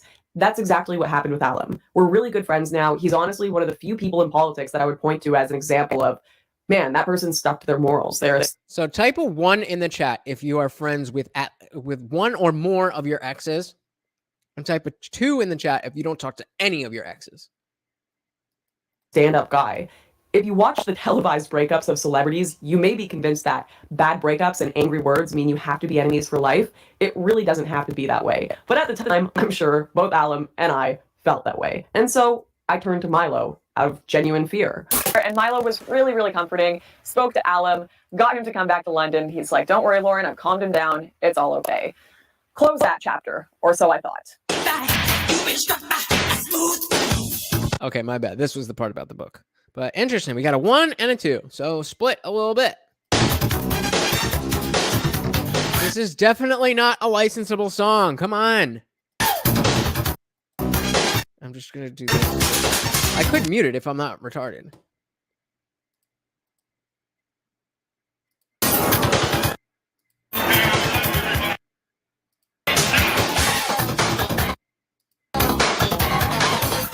So I've gotten like 3 claims in the last week. Okay, so from this point, months go by, and Milo's career is just skyrocketing. He's uncontactable, haven't heard from him in ages. He's on every TV screen. He's going on Bill Maher, speaking at every campus in America, protests every day, just insane. This is when, right around when all of this is happening, this is when I started paying attention to politics, because this is right around the time that Donald Trump was coming on the scene. And I wasn't very initiated. And it's one thing to be a teenager and not really know much about politics. It's another thing to be a college graduate and not know much about politics. You kind of have to get into it, But I made the mistake, even though all my life I've been talking about, the media is bullshit and this and that. I started watching MSNBC, CNN, and Fox News. I didn't know that there was, this online industry. And so I just went to the news and I'm like, I'm getting the full story by watching all 3. I'm going to throw some Al Jazeera in there. I'm at home just picking up groceries, and out of nowhere I get a call from him. I remember being in a parking lot in Walnut Grove and just seeing Milo calling my phone. I pick up and the man is just frantic. He's talking about Alan Bokhari, of all people, again, saying, Lauren, I told you to remember, especially those book readers. I told you, remember that name, Alum. He's talking about Alum. A-L-U-M. Alum. Pay attention. This is terrible. Alum has joined the left. He is working for Antifa. He is trying to leak all of my documents. He is trying to ruin my life. He's trying to take down the right wing. Don't you remember how horrible he was to you last year? This man is insane, and he is going Yikes. to ruin my life. I've got contacts with Azalea Banks. I've got all of these celebrities. He's got their phone numbers. He's got their messages. He's going to leak them all to the far left media. He is trying to take down the conservative movement, and I need your help. I know he said horrible things to you or your cameraman. Any blackmail you have will help me right now. It will. Just the balls. Just calling it blackmail. Any blackmail you have, like, maybe hide it up a little. Maybe a little bit of dirt. Because Milo, right now, is just making a comeback. I don't know if he has another book or something, but I've seen him around. And this is not going to be good for him. Not going to be good for him. Help me stop this far left attack on me that will destroy my life. And of course, I hadn't really spoken to Alum in a while. I had no reason to disbelieve Milo. He hadn't provided any proof for this, but he was Milo Yiannopoulos. He was the head of the conservative movement. Of course, what he's going to do and what, his word is God's will at this point if you're a young conservative watching politics, right? It's Milo. So I just say, of course, Milo. Like, of course I'll help you out. That's crazy. I have no idea why Alum would do that, but let me see if I can find something. And that was that. I didn't hear from Milo for ages afterwards. And at the time, I didn't know what came of all that. I remember so clearly that one call from Milo saying, I need blackmail right now, Lauren. This guy's a far left spy. I need help, and I need you to show your allegiance, basically, to me and the conservative movement. Now, that's not cult-like. That's not cult-like. That's what you hear from the Scientology type shit. Shady. I'm gonna have to bring you forward a little bit from here, because it wasn't until years later that I discovered everything Milo said on that call to me about Alum Bokhari was completely false. Completely false. Just made up. Completely false. Out of thin air. Why, you may ask? Well, and some of this is publicly available information now due to lawsuits, but Alum Bokhari... Okay, you ready? I told you, this was the part that if you care about his book, this is it. Had written just about everything that made Milo famous. He wrote his book Dangerous, the most popular one, which he was owed a whole lot of money for in royalties. He wrote his speeches. He wrote his articles for Breitbart. He wrote his talking points for shows he went on. Alum Bokhari is a freaking genius. Actually, an extremely talented guy, but which is another point in that when the fact is that again, Milo is saying things in a certain way. And then if you find out that everything was ghostwritten, then okay, we can take the core of what he was saying and strip the Milo out of it, because Milo didn't write it. He's just reciting it. So then we take the ideas. It's like, oh shit. Milo was kind of right about some things. He was a little bit of a dick. He was a little, ostentatious. But he wasn't wrong with the stuff that Alum said. None of that was appreciated. And yeah, Bull Rush. Always, you always see the same types of behaviors with this type of cult-like activity. You see it with the left now, but this is again why I wanted to show this, because it's not just the left, it's not just the Democrats, it's the Republicans too. And so this is exactly why. Adding to the reasons why I am so heavily looking to the Libertarian Party, especially since the Mises Caucus took over. We had a Oregon Mises member. I don't know exactly what he does, but he is in the Discord server, and he added me to another server. So I think we're going to do a panel about the Libertarian Party sometime soon, maybe a little bit closer to the election. But yeah, what would you guys think of that? And also, me and Dr. Evil Genius were thinking about doing a weekly MMA podcast. What do you guys think of that?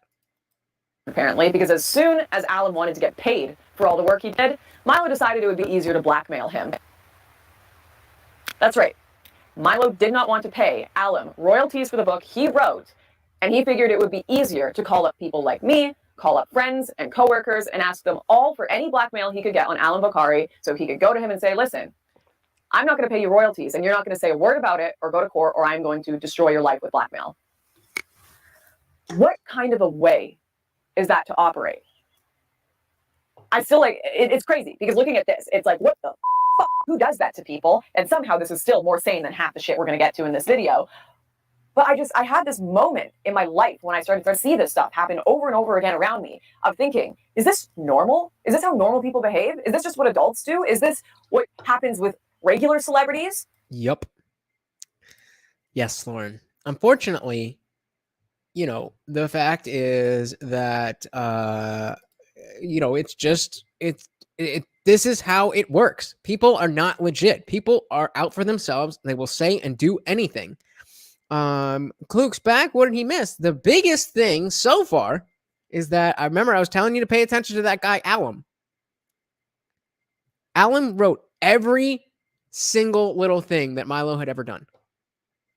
He wrote the books, he wrote the speeches, he wrote the talking points for him on TV, and then he was trying to get paid from Milo for doing all that work, and he stiffed him. I mean, imagine that. Imagine somebody taking your words and becoming one of the most famous people, you know, in the news cycle at least. And then all you don't need the fame, you don't need any of that. You just want to get paid for your work. It's just like, nah. In law offices and like what world have I entered that people behave in this manner towards one another? Welcome to planet Earth. And it somehow all gets worse. It somehow all gets worse because truly this sort of behavior, I hate to say it because I put so much of my life and time and belief and my heart into conservative politics, but so much of this was the norm. Just the norm. The norm, day to day, what people just fucking did to each other all the time in this sphere. And if you weren't the one that was blackmailing other people, if you weren't the one that was ruining other people's lives to save your own ass, then you were the one getting your life ruined. For the most part. It was one or the other. And, you know, just while I'm on the topic of sociopathic behavior in politics and support staff getting their lives ruined to save face for, you know, the famous people at the front that'll razzle and dazzle the audience, let's talk about the white privilege grant. Some of you may remember this. 2017, man, the years have all meshed together, but Taiwan, if you remember the white privilege grant from Milo Yiannopoulos. Milo Yiannopoulos started a grant called White Privilege Grant to help poor young men, white men. Obviously, there are a million grants for black men, there are a million grants for women, Latina, mothers, whatever it be, but there are a whole heck of a lot of poor, rural, white people in America that have no grants for them. So it was a really cool opportunity for conservatives to give and help some people that have kind of been left behind and forgotten in society, right? And don't have anything for them. So a lot of people gave money. It was over $100,000. People gave Milo Yiannopoulos to create this white privilege grant. So regardless of what you think about white privilege and the dissenters of white privilege and all of that, the fact is, if you like, we have a poverty problem. We have you know, class issues. Hey, we got Tyler in the building.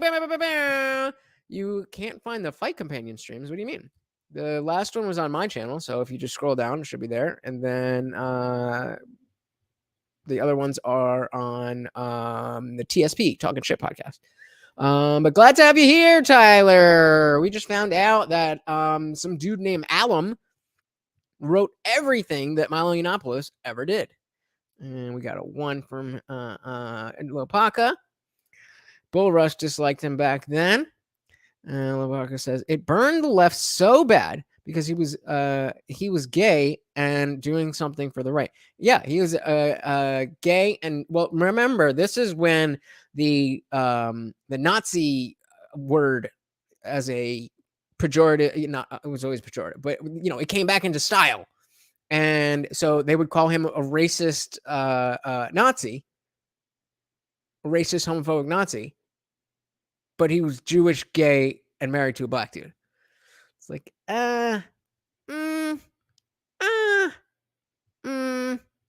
So yeah, they started a white privilege grant where you're raising money for poor young people to be able to go to school And it's for white people. Just like there are so many for black people, indigenous people, Chinese, whatever. Let's see what happened for everybody other than Lopaka who doesn't remember. Called it in a cheeky way. Months and months and months went by after he collected these donations, though, and no one seemed to know what was happening with them. No one seemed to know how the grant was being given, how to apply for it, what was going on. And Milo, thankfully, had hired a very organized woman named Margaret McLennan, who was big in the Gamergate days, to run this white privilege grant. She sent emails. She, made sure all the money was supposed to go where it was supposed to, set the website up, all these different things. And when questions started being asked about where all the money had gone, Milo Yiannopoulos told us all that out of nowhere, Margaret McLennan had just lost her mind and ruined the privilege grant. It all fell apart, started to spread rumor about Milo, and tried to ruin his life. I guess much like Alum, she was just another woman that had suddenly turned to the far left and become a spy for them, and was trying to ruin Milo. And we believed it. I don't know why. I don't know why. And there, exactly, who said something about a lot of overlap with cults when it comes to this stuff. She had already seen that Alum had written all of Milo's stuff and that Milo didn't pay Alum for that stuff and refused to. But she still trusted in him, followed him, believed him because of cult-like shit. There's that kind of bond. It is, that can happen. It really can happen to anybody who's not paying attention. But essentially, yeah, it can happen to anybody. This is how the human psyche works. You will compartmentalize. You will make it so that, no, everything I am and everything I do is dependent on Milo being a leader of this movement. So if there's anything that gets in the way of that, then I can't live the way I'm living. I'm not living authentically. And maybe people will talk about how they don't care about that, but people actually do care about that. And so Jamie says they believe it because Milo was/is the type of person that people spread fake news about. That's a good point. Tyler Smith says he already watched the video, so thank you for being here for the commentary. That makes me feel all warm and fuzzy inside. It's very good, he says. I have a lot of respect for her now. Happy she's back. I agree. And it's there was a big, like, the main thing, at least the most recent big scandal, quote unquote, with Lauren was when she was doing and they go over it, so I won't go too far into it. But the migrant, she was in, I think it was Greece or something like that, and there was illegal immigrants trying to come into the country. And she was like shooting off flares. And then the story got spun that she was shooting a gun at, legal migrants. And so it's like, yo, that's not what happened. Should she be out there fucking shooting flares at people just trying to find a better life? Probably not something I would do. But she wasn't shooting at them. And they were not legally allowed to be there. But I'm getting ahead of myself. Lopaka said, how about he did a good thing? Who cares if he is gay and Republican? Democrats care. Leftists care. Because then, if you are a Republican, it automatically means that you're a bad person. There was, we've watched some videos from that LRF. I don't know. So the black dude who does religious Jesus, the black dude who does reaction videos, and he was doing a Caitlin Bennett video. I think I saved it. We can watch that if it becomes more relevant. And she was at a Trump rally of some sort, small thing, and there was this dude with a pride flag mask and a sign that said Black Lives Matter. And he tried to go over and talk to her, and they actually got into a debate, and everybody's like, yo, you're the racist. Like, no, you're racist because Trump has racist policies against black people and Hispanics and indigenous people. And it's like, okay, so what did he do? Oh my God. It's like, you can't even get away from it. It's like, okay, but what did he say? What did he do that was specifically racist?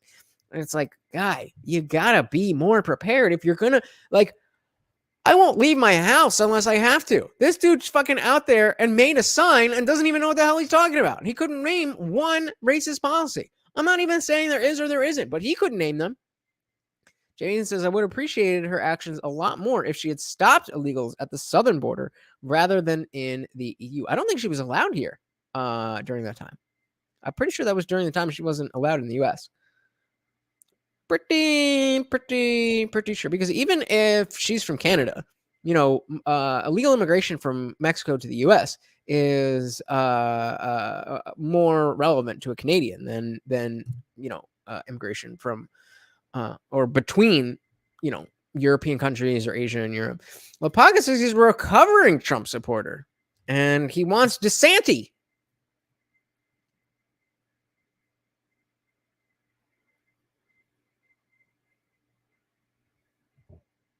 Oh, DeSantis. Gotcha. I'm it's too early for me. I am assuming that I'm probably not going to vote. I don't see, if I were to vote, it would likely be for DeSantis, but there's so much time left. And I just don't know that much about DeSantis.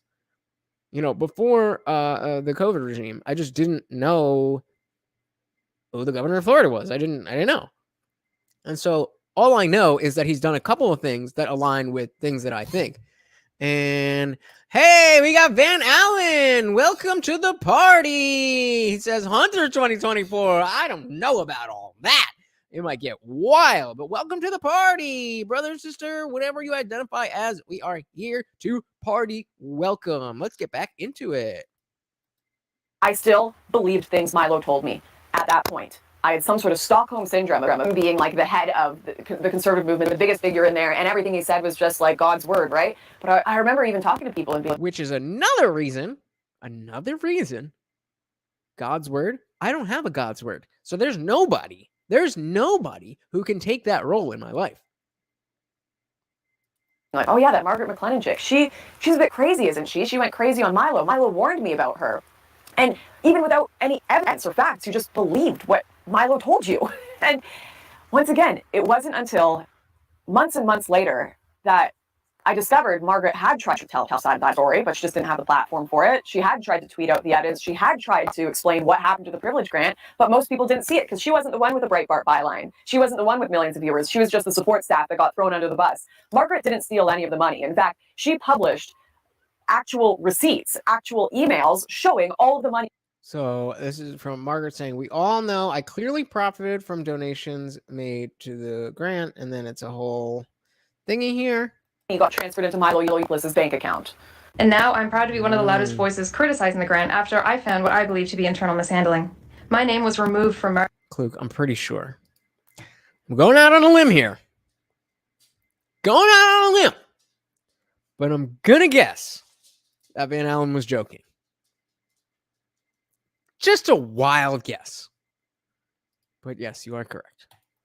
Marketing materials, and Milo later attempted to shift blame for mismanagement of the grant onto me.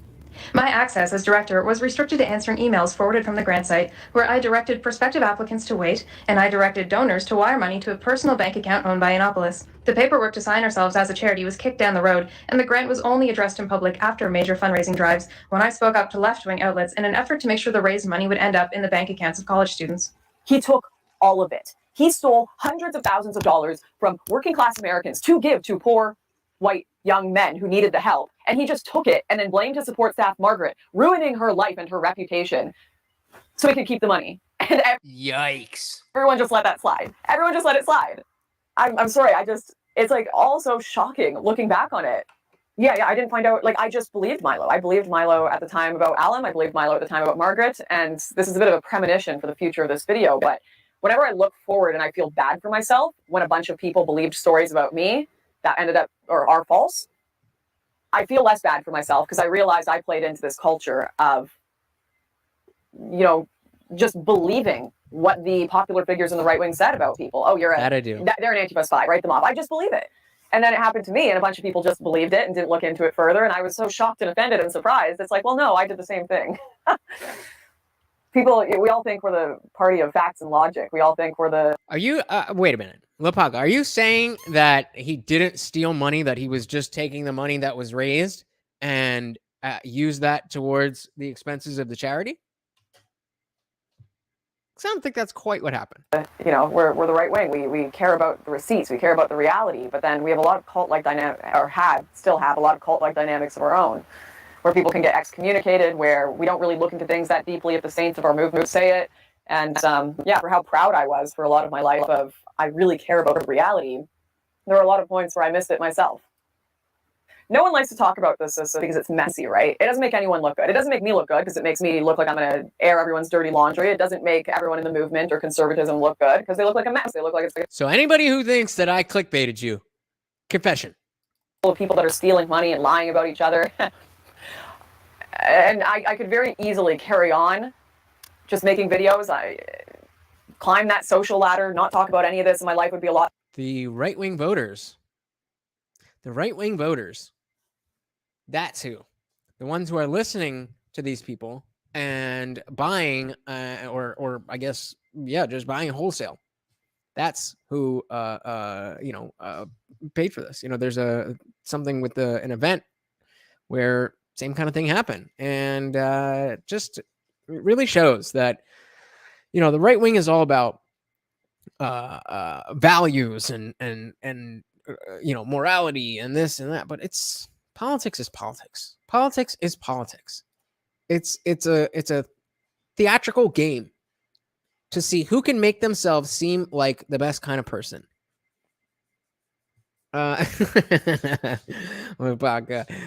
guys read that one. Simpler, but I genuinely can't. I can't. It doesn't feel right. I feel like it's dishonest.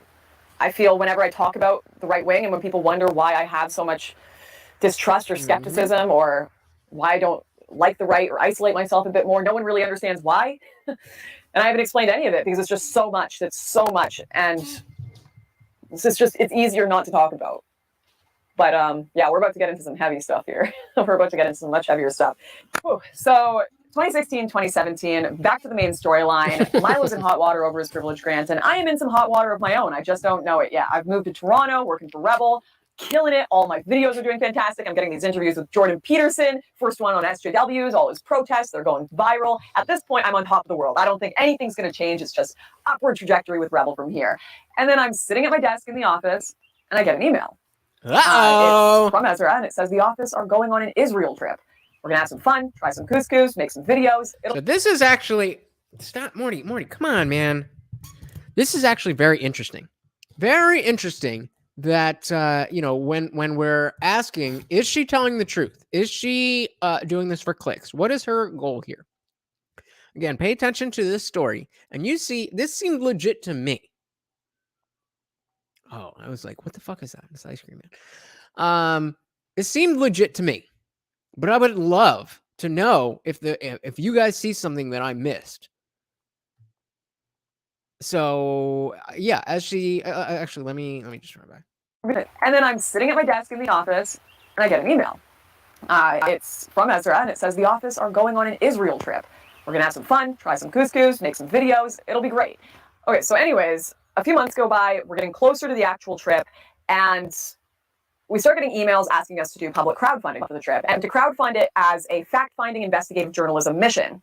So Van Allen says, for my beliefs, I listen to Hollywood celebrities and the news from accepted news sources. That's how I form my opinion.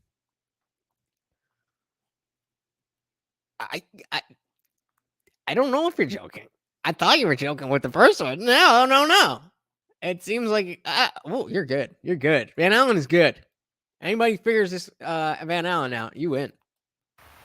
No worries. The only problem I had was that when I was speaking to people in the office about the trip and getting itineraries for it, it became pretty obvious that this was a guided tour, not a fact-finding mission. We had, people we were slated to speak to every day. We had a tour guide that was, aligned with an organization that was assisting to fund the trip. And I have no problem whatsoever with guided tours of Israel, people who do these paid for trips to kind of get people to understand the politics and the ideas there. That's not my issue at all. It was that it wasn't being honest with the audience. What we were asked to pitch the audience was that we were going on this like hardcore fact-finding mission, when really it was just like a tour guide trip that was already being assisted in funding. So I sent an email to the higher ups telling them, listen, like, seems like a great trip, seems like a lot of fun. My particular expertise is not in Middle Eastern issues whatsoever. I don't have a massive opinion on this stuff.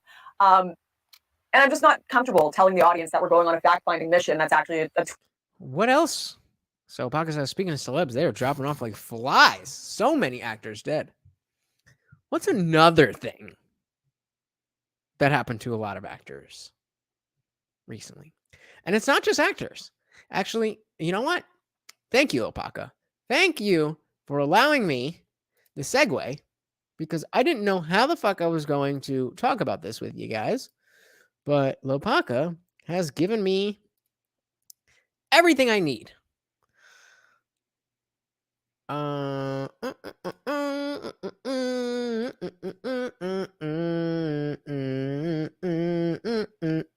on.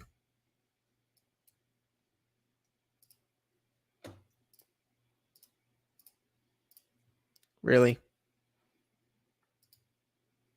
Really?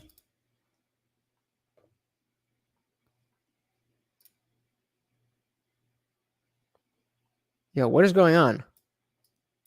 Can I get some internet here, please? Can we play the video? Thank you. There's a lot of people dying now than normal. There's more people dying now than normal. In the UK, 1,300 more people a week. Normal. And they don't know why. Now, you know what the conspiracy theorists are saying? I don't think I can say it on this channel. But keep in mind, as far as COVID goes, I think the conspiracy theorists are about 5-0. And the people who have been lying have been Fauci and the government and the corporate media. It's captured by Big Pharma. So the liars here have been the usual suspects, the people in government, the people in corporations, and the people surrounding all that money. Non-COVID excess deaths, why are they rising?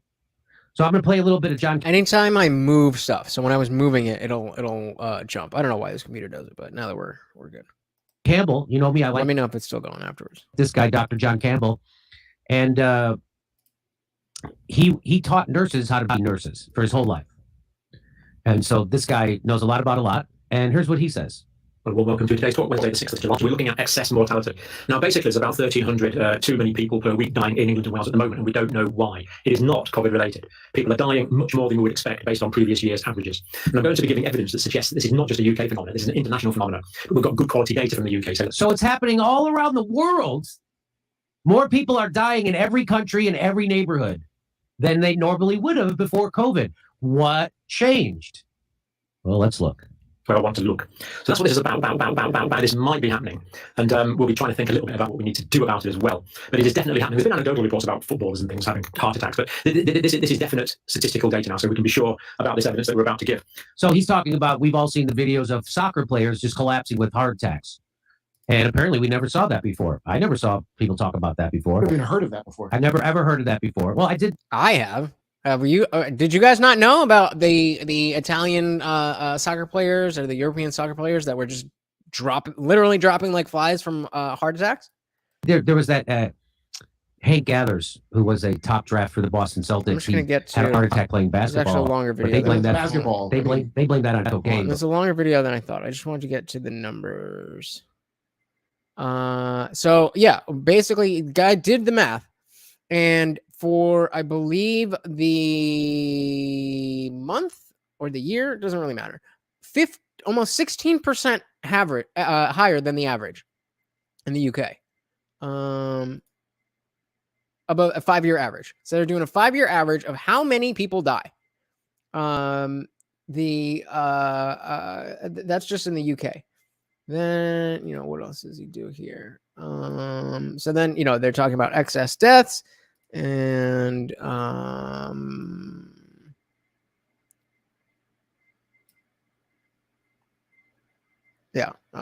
England and Wales up that high. We got all of this stuff talking about how it's risen, all of that shit. So it's not just what got us on there? Oh yeah, Lapaka was saying that celebrities are dropping like flies. It's not just celebrities. It's everyone. People are dying in large numbers, and we don't know why. We just don't. It's happening. We don't know, and it's not like 2%, 3%. You just saw 15.9% in the UK. And that guy from the smaller video was a legit doctor, legit researcher. Jimmy Dore is obviously, I mean, he's a comedian, but he's not, lying. And yeah, Labaka says, bend the knee, get the jab. Our damn school kids, they'll have to wear masks in Hawaii. Really? That's crazy. I heard they're bringing back the mask mandates in New York because the new version of Omicron, the mutation, is so much more transmissible. It's also much less severe.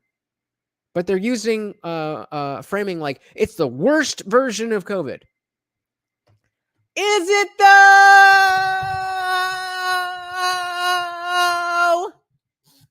It's not. The reason we cared about Rona in the first place was because of death, not because of sickness. We were assumed people were going to be dying in high numbers.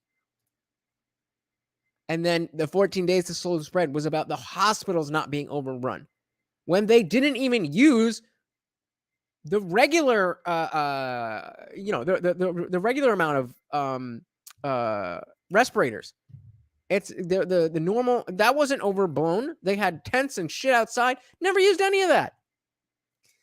But we're getting off track. Let's see what we got here. Klug says, I'll be the one to say this new disease or illness is because of the jab. I mean, we need evidence for that. Definitely correlates with the entire world getting this particular procedure, but that's not evidence. That's not proof. That's a potential coincidence. I would need more information to say that, but I don't have one. And the pocket says just in time for the election. So, all right, back to Lauren. So where we left off, she's working at Rebel Media, and they're saying, okay, we're taking this trip to Israel, and it's a guided thing, but let's try to raise money from our viewers by saying, like, we're going deep into the heartland and getting boots on the ground and making it like this real thing. And Lauren's like, I'm not really comfortable with that. That's kind of lying. Actually, just read what she says. She says, I just wanted to share some of my concerns about the Israel crowdfunding. It does indeed say in the first email that, quote, let's do a lot of fun videos while we're there. So that's fine. I did, however, assume Van Allen coming out hot. I don't know about all that, but I can't say you're wrong. Yeah, so she said, let's do lots of fun video in the first email. Let's do lots of fun videos over there. So that's fine. I did, however, assume that such a cost ineffective trip with so much talent being brought was sponsored. Maybe I was silly to assume that, but it looks like I was partially right anyway. I love being able to do grassroots crowdfunding. People are happy to help. And although I don't necessarily agree with overfunding for stuff, I get it's how we make money. We're a business, blah, blah, blah. And she says, if I can fucking move this, however, don't see how such a cost ineffective trip with so much talent and so little demand for a story in the area, especially from my Israel-Palestine illiterate perspective, can be justified for crowdfunding. I never would have imagined, after seeing the initial list of people going, that we would have our audience pay for that.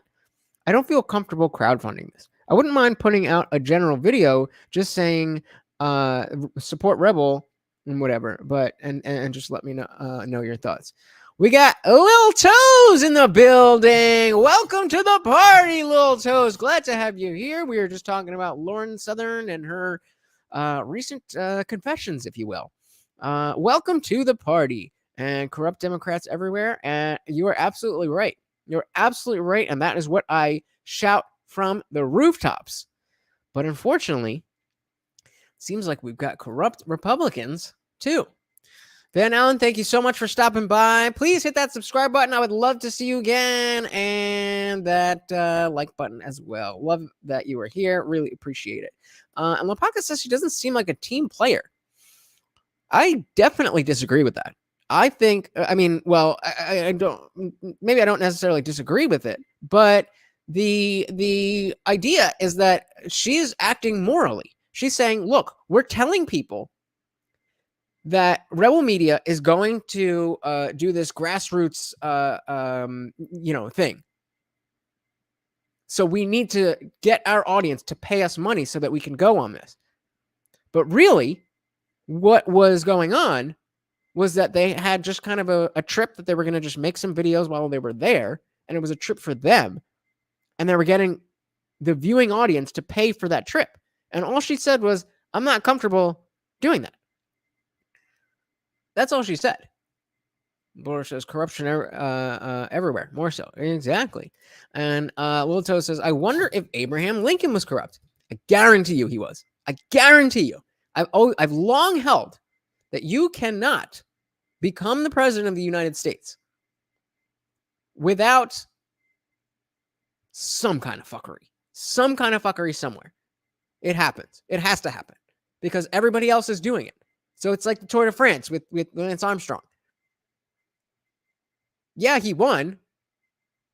But if you're not on the juice, you don't win. That's how it works.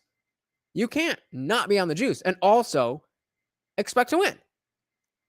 Then remember they had to go down like 18 people down the list of winners. All of the top 18 people were all juicing because that's how the game works. I'm not high. I am very much looking forward to getting high after this, but got a little drink here. Cheers if you have one as well. So Lauren's not cool crowdfunding. Let's see where this goes. Sure, right? So can I fund runs in some other way? Can I maybe just ask people in general for donations to Rebel? Say we need help. Say we need, obviously every company needs money to function. Can I just portray this in a different way that I feel is more honest to society? And maybe I'll even take a step back from the Sorry, yeah. I don't know why my computer does that, but it just pops whenever I move something. Israel trip. I don't have to go. I'm not a big fan of the structure. I didn't think I had done anything wrong. I thought that was like a very reasonable, well-measured approach to a situation that I was a bit uncomfortable with. I agree. Well, Pocket doesn't, but I agree. Oh, what we got? Cheers. Oh, we going again. We going again. Cheers, brothers. And sisters and whoever else is fucking out there. But yeah, she's saying, Lapaka said she doesn't seem like a team player. But all she was doing was standing up for what she believed in. She never said, like, hey, you can't do this. We have to stop doing this. You're wrong for all she said was, hey, I don't feel comfortable doing this. That's it. That's all she said. But for some reason, I still had this sinking gut feeling that there was something bad about to happen. Went home, slept, got to work the next day, setting up my papers in the office, getting ready to write my video, and I get called into the general manager's office. I hadn't done anything wrong. I still hold that I had not done anything wrong, so I agree. Didn't think I had reason to be worried, but when they brought me in, I was told that I was being let go. I was being fired from the company. Damn! Shit. So she was let go from the company because she expressed discomfort with something the company was doing. She didn't get angry. She wrote a professional email. The idea that Lopaka, I'm curious if you think that she should have been fired for this, or if you think that that's not something that should happen. And yeah, guys, I apologize. I'm working with what I got. But that's what I'm trying to keep everything. I'll move everything while it's paused if I need to. And I love you guys for sticking with me. Lopaka said she should have asked, are we flying first class? Cool. Then when do we leave? I'm going to assume you're joking. As well as Lil Toes. You think she should have been fired for just saying, "Hey, I'm not very comfortable with this." Really? Seems pretty innocuous to me. Seems like if you're in a workplace and something's going on that you don't like, you should be able to politely and professionally say, "Hey, I'm not comfortable with this," and not lose your job over it. Yeah. I lost my job in conservative media, and I will never forget walking out of that office with my little box of things and sitting on the curb outside, thinking to myself, you know what? I did the right thing. I did the right thing. Stick to your fucking values. Stick to your values. A job is not worth giving up your values. We talk about values a lot on this channel. And it's easy for people who don't have values because there's no values that they are impinging on. But the Bull Rush says she obviously shouldn't have been fired, but she challenged the holy grift. Exactly. Kluk says, "Damn, didn't know her company went for the Blizzard approach to management." Yep, this is right around that time. This is Gamergate. Gamergate was this was. That's what it was. You know. Pog says, "It sounds dumb, but if you're running a company, you need to know you're on the same page." Well, that's why she emailed them, dude. What else are you supposed to do? How are you supposed to be on the same page without communication? You need to know, they may have saw that maybe later she may not be trusted. What about that email? I read the whole email to you. What about that? So let me ask you this, Labaka. What should she have done? She was not comfortable with the way the company was advertising and asking for money from viewers for something that they were just going to take some videos while they were there. They weren't going to do journalism. They were going to Israel. They were taking a guided tour. They were going on a vacation. They were going on a company retreat. And they were asking viewers, would you pay for me to go anywhere? Y'all motherfuckers don't even pay to fucking have me sitting here for 6 straight hours. But because she was like, no, I don't want you guys paying for my vacation. And she was just saying, hey, look, I'm not comfortable with the way that we are doing this. I'm happy to do a video for it. I'm just not comfortable with the way we are doing. So, Lopaka, if you are in this position, what do you think is the proper way to go to your superior and express this? I love Wolf of Wall Street. I don't really know what that has much to do, but great movie. Best values. There's nothing wrong with getting money for money. There's something wrong with getting money for nothing. And it's not money for money. It would be money for whatever else you're getting for the money. That's capitalism. I give you money, you give me goods and services. The point is, they weren't going to give anything to the viewers. Again, would you pay for, whoever, pick your favorite YouTuber or whatever. Would you pay for them to go on a vacation just because they're going to take some videos while they're there? That seems like a pretty big ethical conundrum. Quickly flick this off. Who? What? Y'all be confusing. If that's the terms you set up, it's okay. What terms? Nobody set up terms. They said, hey, we're doing this thing.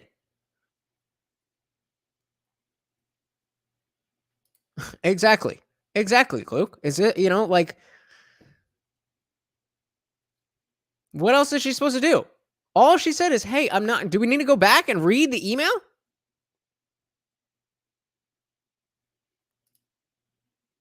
Surprise me. Oh, surprise me. What's going across the bottom right now? Oh, surprise me. She should have just been more comfortable. Yeah, I guess. You just shouldn't have been right. You shouldn't have had feelings. honest about how I felt about this. I was honest that it made me feel uncomfortable, and if I got fired for being honest, then so be it. That's why I'm making this video right now, because I'm really bad at being dishonest. But you know, I also had this feeling of impending doom that just sunk in my stomach, realizing how am I going to pay the rent? How am I going to pay my next bill? I live in a one-bedroom apartment in Toronto. See, all that clicking is when I got to go to from the comments thing to the banners thing to change the banner. I don't know if it's worth the popping just to change the thing, but you know, fuck. Sleeping on a mattress that I can't even afford a bed frame for. Just having this realization that doing the right thing doesn't pay the bills, it's depressing, but true, and it never changes. This video is probably going to severely hurt my career. Severely. There'll probably be a bunch of people that cut me off, maybe people that pursue me legally. It's not So again, the question becomes, why is she making this video if it's so bad for her? What could she stand to gain? There's either Baruch, there's a lot going on here. I got 7 different windows open. I got 2 monitors. I need another one. Get to streaming and then talk about it. But I'm apologizing. I'm sorry that it pops, but I don't know what to do about it. Yeah, I don't understand what you. So okay, Paka says the email shows a bigger problem. She jumpstarts the starter pistol. You're not answering my question, dude. I asked you, what should she have done? What should she have done? She is uncomfortable with the situation. What do you do? This is Lauren Southern. She's been a huge right-wing online personality for the last few things. I appreciate that, Boris. If the show says the money is for starving kids, they use it for a trip. That's wrong. That's literally that's literally what's happening. It's not for starving kids. They're saying it's for building media for you, the viewer. That's like saying, hey, donate to the IndianJesus so I can make better videos for you. And then I go on a vacation. If I had somebody working for me being like, yo, Lutch, I don't know if that's a good idea. I don't think we should take Lopaka's money telling him that we're going to make better videos and then just go on vacation because we're going to take a couple of Snapchats while we're there. I don't feel like that's comfortable or that I'm comfortable with.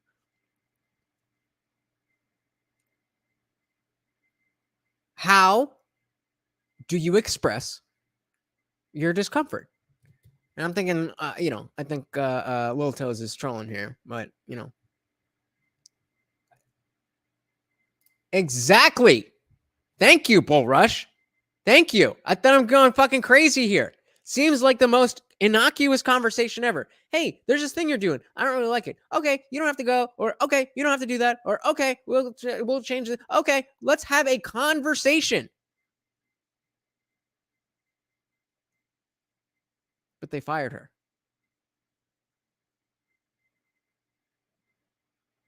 I mean, put something in the comments that you're uncomfortable about at work.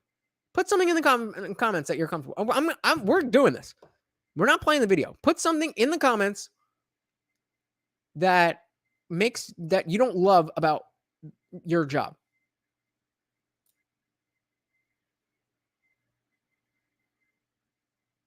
Very possible. Very possible.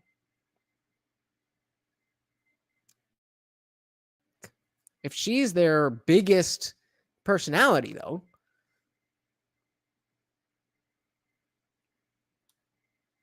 exactly, Bull Rush. If she's the biggest personality, why would they want to let her go?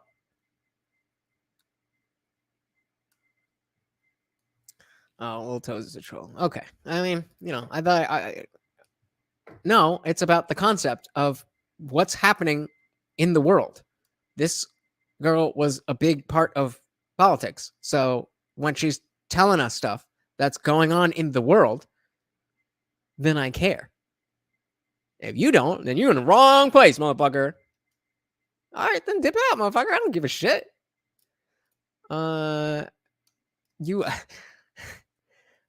First of all, Obaka, do not tell me to keep my mouth shut. You show up here because I open my mouth. Do not say that to me again. Please do not say that to me again.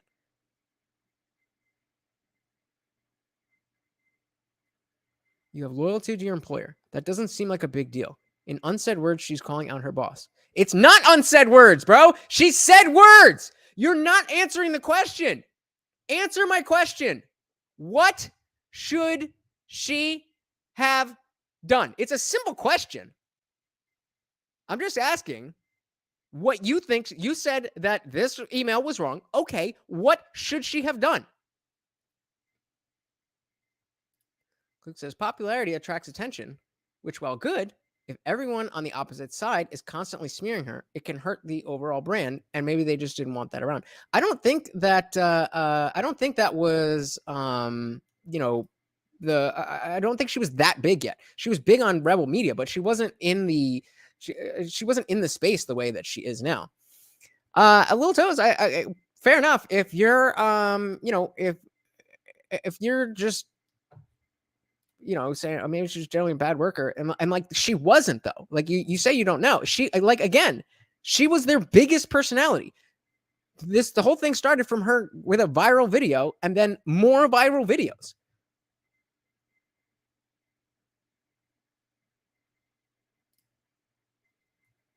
So you still can't tell me what that's not an answer to the question. You're just like, this is crazy. You guys are crazy. You've never stuck up for yourself. What kind of fucking bullshit ass beta shit is that? You have an issue at work and you, oh, well, I work here, so I'm not going to say anything. My boss might. She's got more balls than you do, bro. What? You just got to suck it up sometimes? I don't know what your life is like, but I don't suck up shit I don't gotta suck up. I'm a goddamn man. And if something's going wrong, I'm gonna fucking say something. But clearly, you and Lopaka are on the same side that you just, whoever pays you, whoever writes your checks, you just do whatever they say. So if they want to come and, if they want to come and put their, hand down your pants and jerk you off, you just keep quiet, right? Because you work for them. You got loyal to them. They pay your paycheck. It's a big, fat, old, ugly dude. Oh, yeah, Lopaka want that dick. You just keep quiet. You pick and choose your battles in life. You just got to suck it up. That's ridiculous. That's crazy. That's crazy.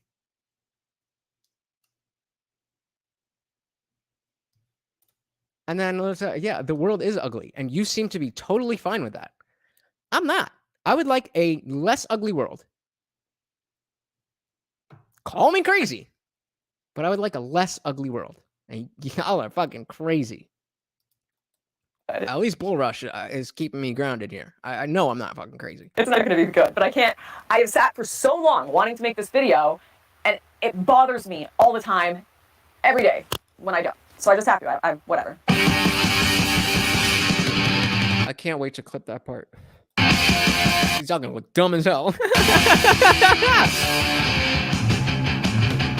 Oh no! Fuck! I am an Antichrist. We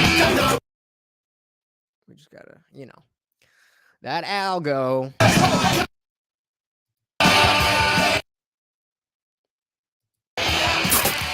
So after my whole crying on the curb situation, I say, F it. You know what? I believe in this. I believe in doing this right. I'm going to go independent, do my own thing, not cause any drama. Don't need that in my life. Just move. The drama. And see, this is something that, obviously I don't know you guys personally, but judging on your comments, this is something that people like Lopaka and Lil Toes will never experience. The balls that it takes to go off and trust yourself instead of just following somebody else because they said so. That's sad. We could definitely get into that. That's a little too far off topic, but in general, short answer is that I do think it should have been turned back to the states. I am legally pro-choice. I don't believe the government has the right to enter into medical procedures, just like I am not in favor of jab mandates. But I do believe that life begins at conception, and if you have an abortion, you are ending a unique human life. If you decide that that is what you need to do for your life, then who am I to say different? But I don't believe in that.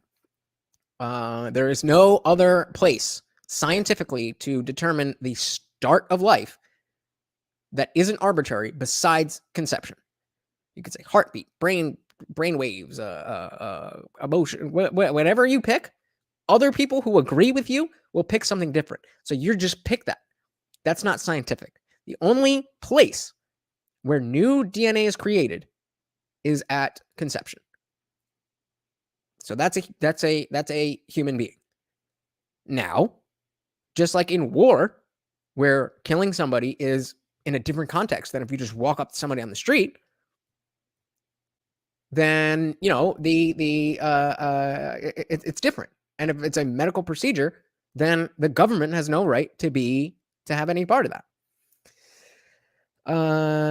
So Alpaca says, I see you have never had employees. Wrong. When you're on this side of the fence, it's a whole different beast. No, it's not. No, it's not. I have had employees.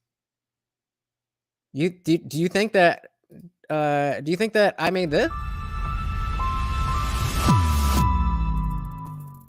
Do you think that I made this? Oh, let me get ready to that. You think I did make that one. You think I even made the fucking the logo itself? I didn't make that. I paid somebody else to do it. I have a team. Before I was doing all these live streams, what did you see? Edited videos. You think I was doing that shit myself? I mean, for a while I was. Have I owned a business? No. But if somebody had said, hey, I'm uncomfortable doing this thing, I wouldn't just say, fuck you, you're fired. I would say, okay, let's have a conversation on how we can make this work for both of us. I feel bad for your employees, bro. Holy shit. Holy shit. So if if I was your employee and one of your other employees, let's just say, threw water in my face, and I'm like, yo, that's disrespectful. I'm not going to fight you over it. I'm a grown man, but I need disciplinary action taken. I'm not blaming you, Lopaka, but I would like something done about this. You can think that's petty or bullshit or whatever, but you don't think that the employee has the right to say that lest they be fired? I am so glad I don't work for you, bro. Holy shit. Olito says, I think in a couple hundred years, maybe less, the world would look back on shush marsheds, or procedures, as we call it on this channel, the same way we look at slavery. I do think that is very, very possible. And probably, yeah, I agree with you. Probably less than 100 years.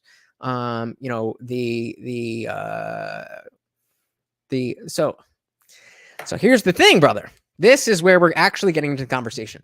So is cooking burgers at McDonald's in the job description? Did you already accept to do that? Well, then that's up to you to say, oh, okay, I don't like this job. I need to quit. But if you work at McDonald's and you're flipping burgers and they say, hey, 2 people are having sex in the bathroom. We need you to go or even better, a dude is in the bathroom essaying a woman. We need you to go in and do that. What then? You do it? Even though you're uncomfortable with it? Dude's a crackhead. You don't know if he has a weapon. You don't know what she's up to. He's already assaulting somebody. But how dare you say that I'm not comfortable with that? If you even speak a word of your emotions, you are not qualified to work here. That's your argument? Yikes. Kluk says it won't take hundreds. It'll take a few years. I agree. We're already seeing the numbers of procedures committed against the babies of single mothers. Yep. So what's the difference between what's the functional difference in between not being comfortable with being assaulted and not being comfortable with theft? You said it yourself. If they were raising money for this and they used it on that, that would be wrong. So they're doing something wrong. Assault is wrong. Theft is wrong. So my friend, theoretically, it is the same. And the question that the differences are not relevant to what I'm asking about. It's crazy to me that we're still talking about the fact that somebody sent a professional email that they weren't comfortable with something at work and got fired for it, and y'all are all about it. Damn, I feel sorry for your employees. I feel sorry for your employees, man. That is sad. On. And then a few months after going independent myself, I see this video come up on my news feed of a couple guys that also got fired from Rebel that had a bunch of problems with them, named Cailin and George. And they were working for Tommy Robinson, doing incredible content with him. It's going viral. Tommy's career is killing it. And these videos they're filming are just gorgeous. And I realized they've actually DM'd me before. So we get in touch and we decide. Cloak. The question was, so if this is your position, then the response to that email should have been, you either do it or you're fired. She got no warning. You guys are crazy. You are crazy to think that this is normal business practice. She easily could have sued for wrongful termination. Shut up, Jamie. You're crazy to think that that email was worth. I mean, I guess if you don't have a job, then maybe you don't really understand, but we're going to do some work together. I'll come out to London. We'll do some filming. They love what they're doing, but things are hectic and chaotic, which let's get into that. I fly out to London, and Tommy, Cailin, and George they're hard to explain. So publicly, the whole drama with Rebel Media, allegedly Cailin and George were blackmailing Tommy Robinson. That was what the public story was. And that's why they were fired from Rebel, and that's why there was all this drama. I've had a rough week. No, it's not what you think. It's not because the liberal media is criticizing us. Yeah, how is that? Because I completely disagree with basically everything Hassan says. For being too right-wing, that happens all the time. Something else happened to me for the first time. I'm not saying it's illegal, bro. I'm saying it's ridiculous.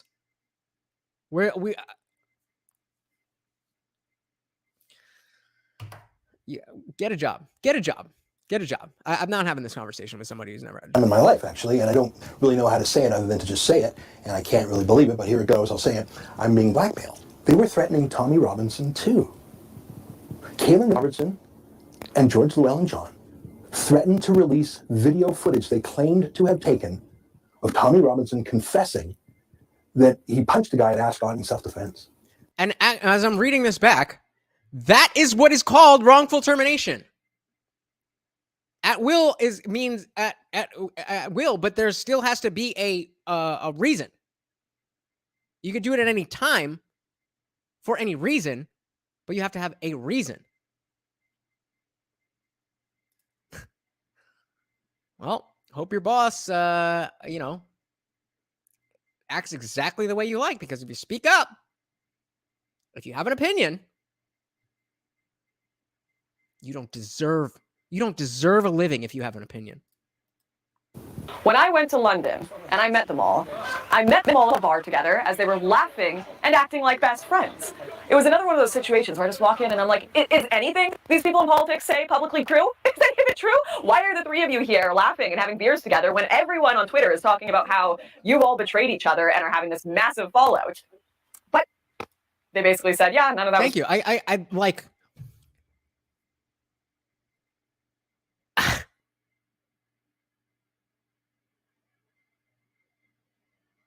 you either have such a terrible job or no job, or You are a shitty, shitty, shitty boss where you would fire somebody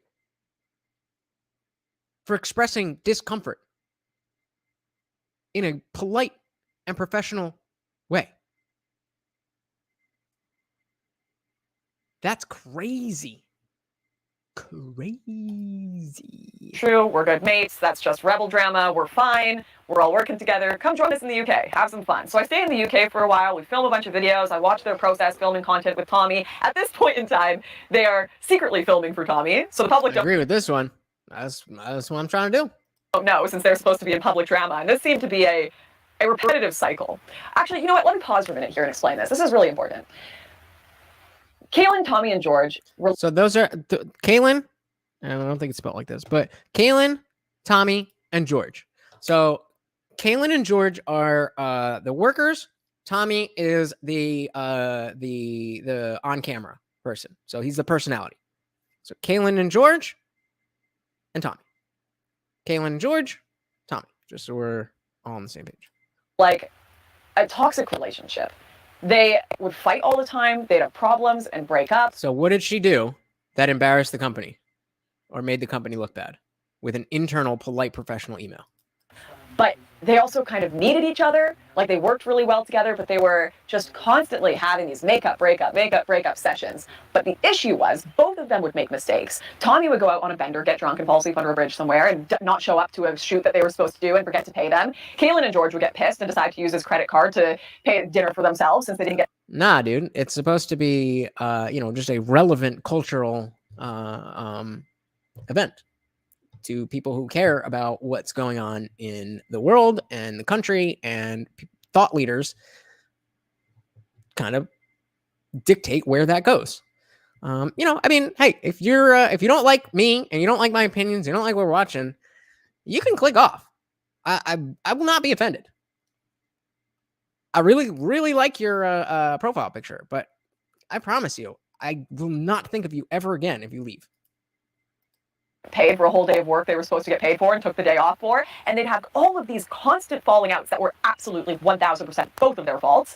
But because Tommy was the public figure, and because it was him that the public looked to and gave donations to, and he was kind of, the face of the operation, whenever falling outs would happen, all of the blame publicly had to go on Cailin and George. Of course, they're the support staff. If Tommy's reputation is wrecked, well, then have jobs anymore. So Tommy would apologize in private all the time for dumb shit that he did, for forgetting to pay them, for not showing up for things. He would apologize all the time in private, but no one publicly ever saw those apologies. So it looked like everything that ever went wrong in the relationship between Tommy, Cailin, and George was always Cailin and George's fault. It was another one of these million situations that I witnessed over and over and over again, where support staff would just absolutely have their reputations destroyed by famous people basically needing to protect their reputations, because that's their whole job. So Cailin and George, I know a lot of people watching this are going to be like, are you talking about those Antifa traitors? Are you talking about those scum that scammed Tommy Robinson?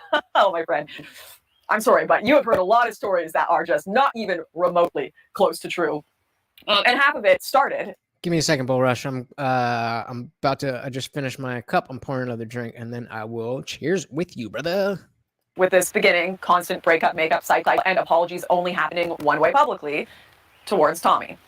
So that's kind of explaining the grounding that I'm walking into in London and what I'm witnessing. It's all chaos. Everything people see publicly isn't quite the truth, and these people work amazing together, but it's a toxic relationship, plain and simple. So at this point, I'm doing a ton of work with Cailin and George. They're filming these hilarious, just gorgeous videos for me, how to be a single woman. It was so funny. We had so much fun filming it. But then they're also working for Tommy. So Tommy's coming by every other day saying, hey, let's go out and do this shoot and that shoot. Half of it is public with Cailin and George. Half of it is private and secretive. They're always in some drama. But eventually I get invited to speak at Day for Freedom in the UK. This was right after I got banned. Oof, there's a lot that happened between there, but that's for a whole nother video on its own. And I want to get into this story because once again, I really want to talk about all the people that were burned throughout this process and all the people that were burned over money, reputation, this kind of stuff. It's really important to highlight just how messed up the culture was in this political movement. Lucy Brown. Okay, so number one, cheers.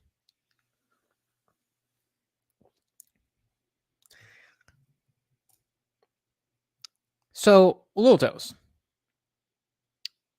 say your mom got fired for no reason. I'm going to guess, and you can tell me if I'm wrong, because I'm guessing, that you didn't think that was a good thing, that your mom got fired for no reason.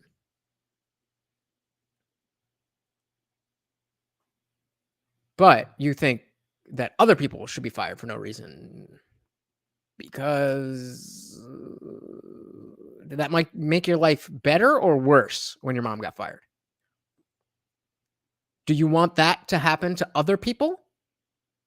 Or maybe is a simple email to your boss not a fireable offense? Asmon Gold. We finna find out. Is it one word? Asmon Gold. Oh, Jesus. Asmon. Oh. Hey, another YouTuber. Oh, I think I've seen this guy before. How many subscribers does he have? That's the question. That is the question.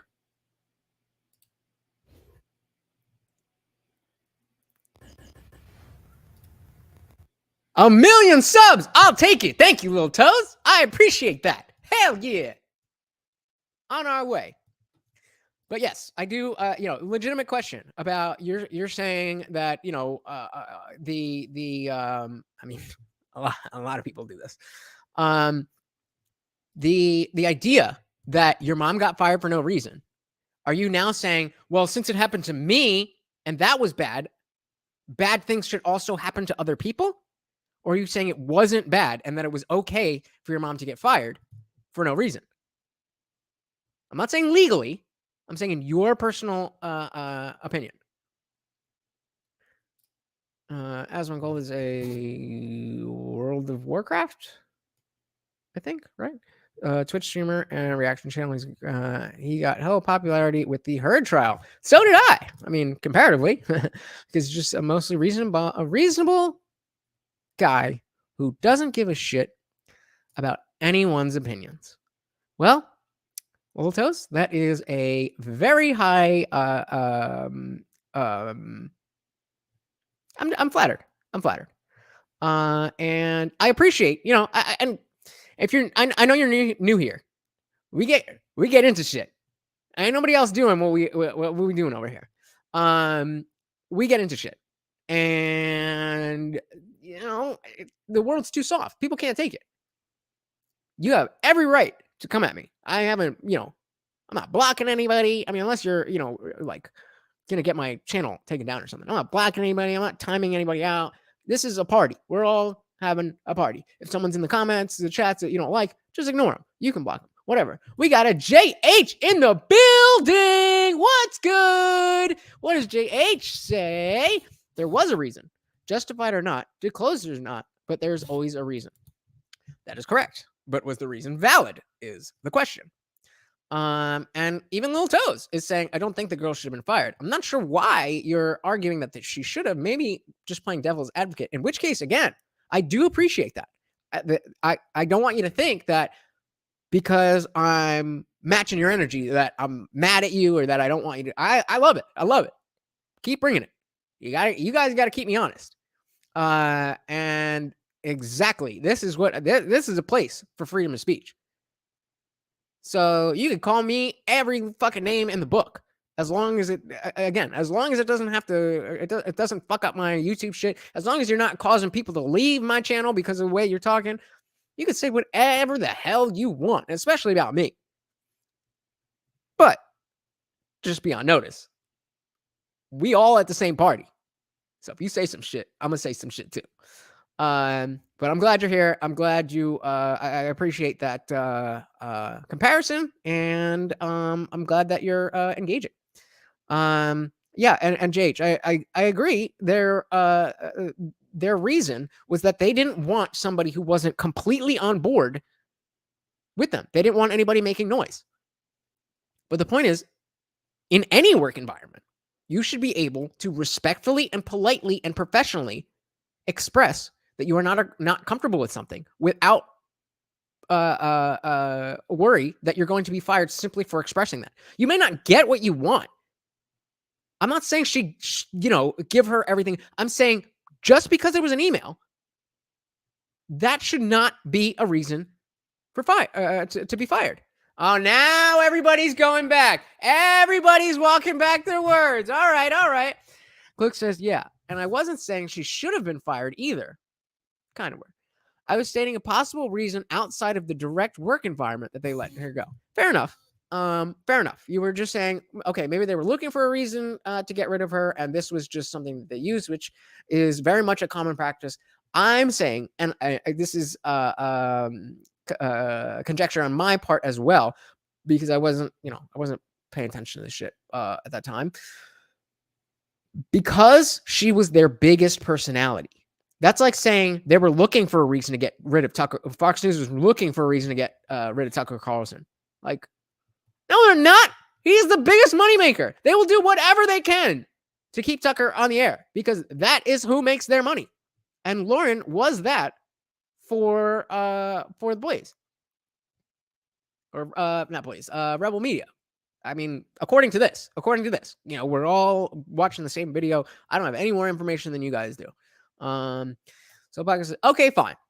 Then it's Foxhole by myself. Move over, I'm coming in. Like this, I like. Oh, I love you guys. I love you guys. I love you guys. Oh, then yes, 100%. Agree with you, JH. My apologies. Little Toast says, I don't think we ever said she should have been fired, but you assumed we intended it. Possible. If that was the case, then I apologize for assuming. But to me, it sounded like you were saying, yeah, she shouldn't have done this. And I've asked many times, what should she have done if that's what she was feeling? And you just gave the non-answer, well, just deal with it. That's not an answer to the question. So let me rephrase. If we are to say that this girl simply cannot stand her life if she doesn't say something, what would be the way to go about that? Or is there no way to express discomfort with anything in the workplace? It's one of the two. Either there's a way to do it and she didn't do it right and she did it the way she should have done it the way that you're about to say, or you never have the right to tell your boss you're uncomfortable with something. It's one of those two. And I'm asking, but I'm not calling anybody out.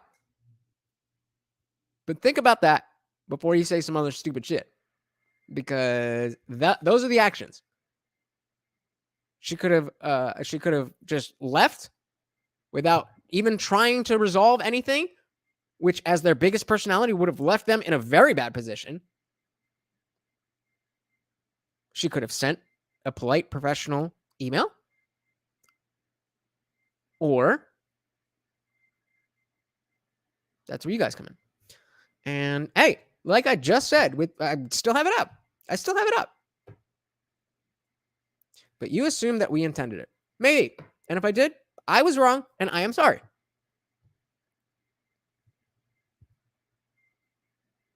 But I still have questions.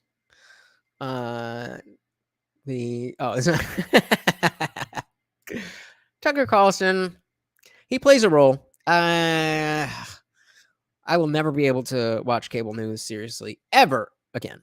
And I know that Tucker does better than a number of other people on cable news, but they made me vote for Hillary, man. They made me vote for Hillary. They didn't make me, but they made me feel like I had to.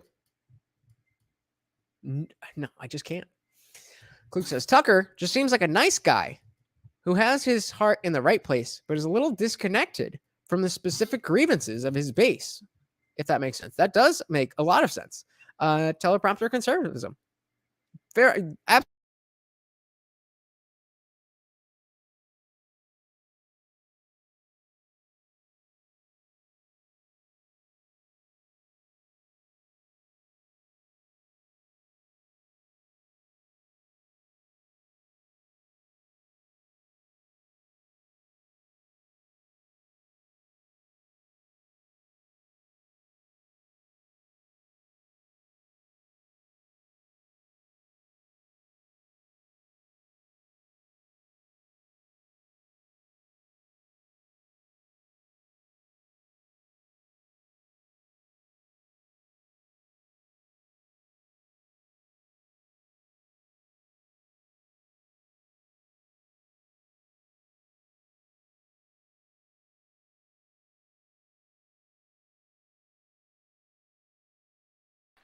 All right. I don't know what the. Oh, okay, we're fixed.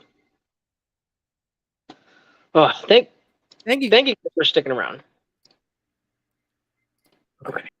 All right. I don't know what the hell just happened. Diving back in, Kook's 100% right.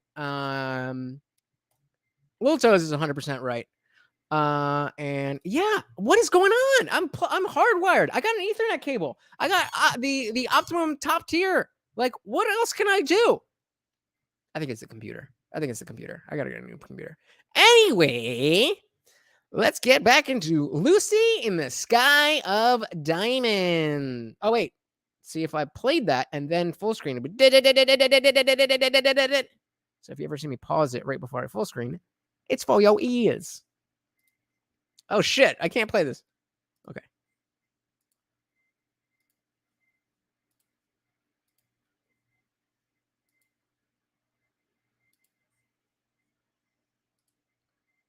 Please stop playing music.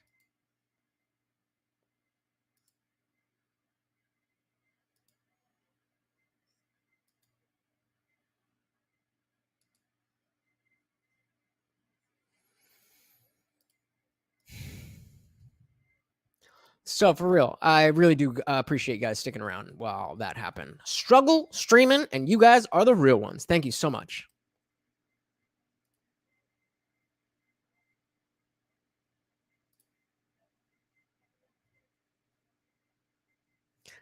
Oh shit, Bull Rush, my bad. I never cheersed you. Cheers.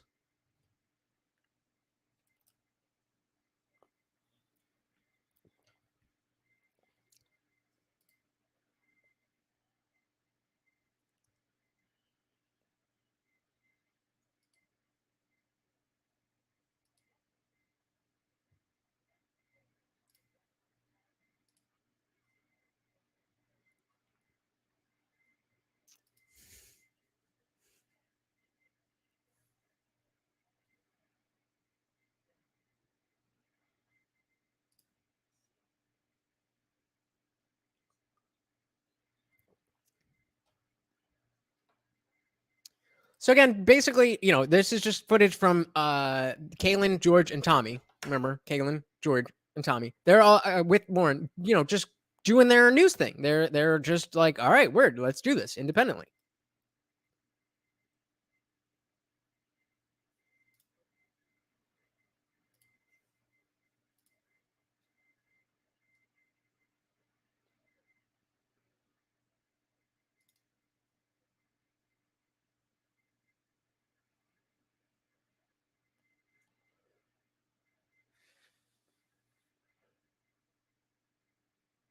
Oh, Jesus.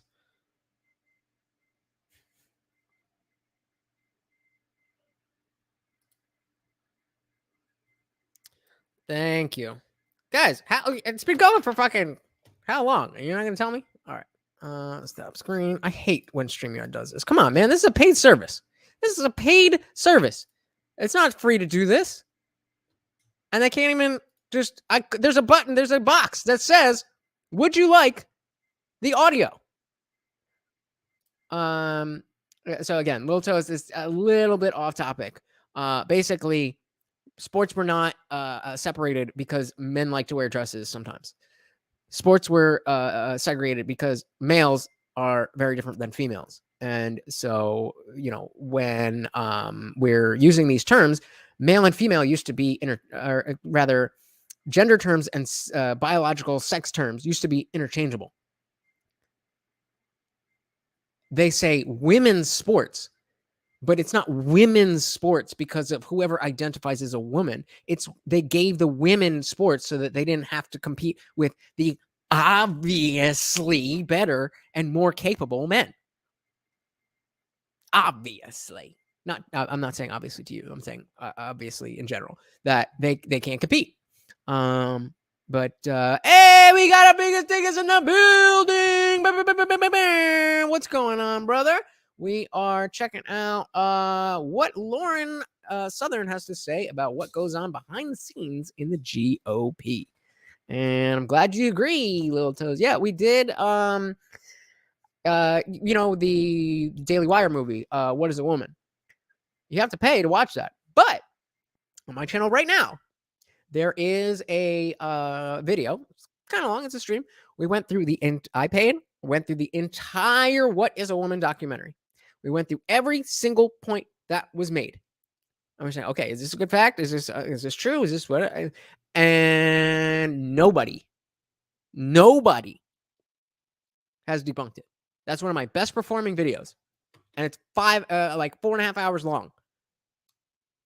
It's got hundreds of views, not thousands, but it's got hundreds of views.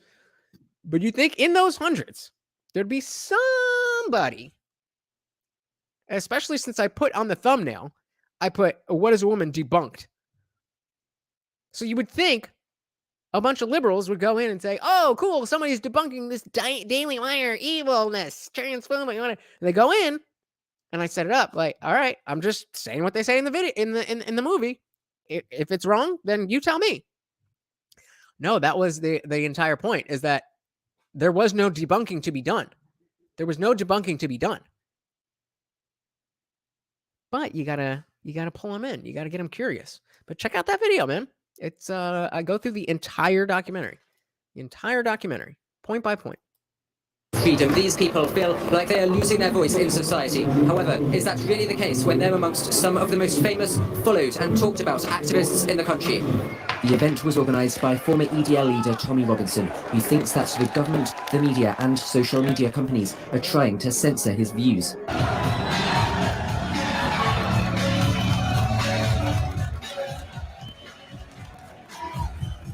How censored an entire group of people in the middle of town.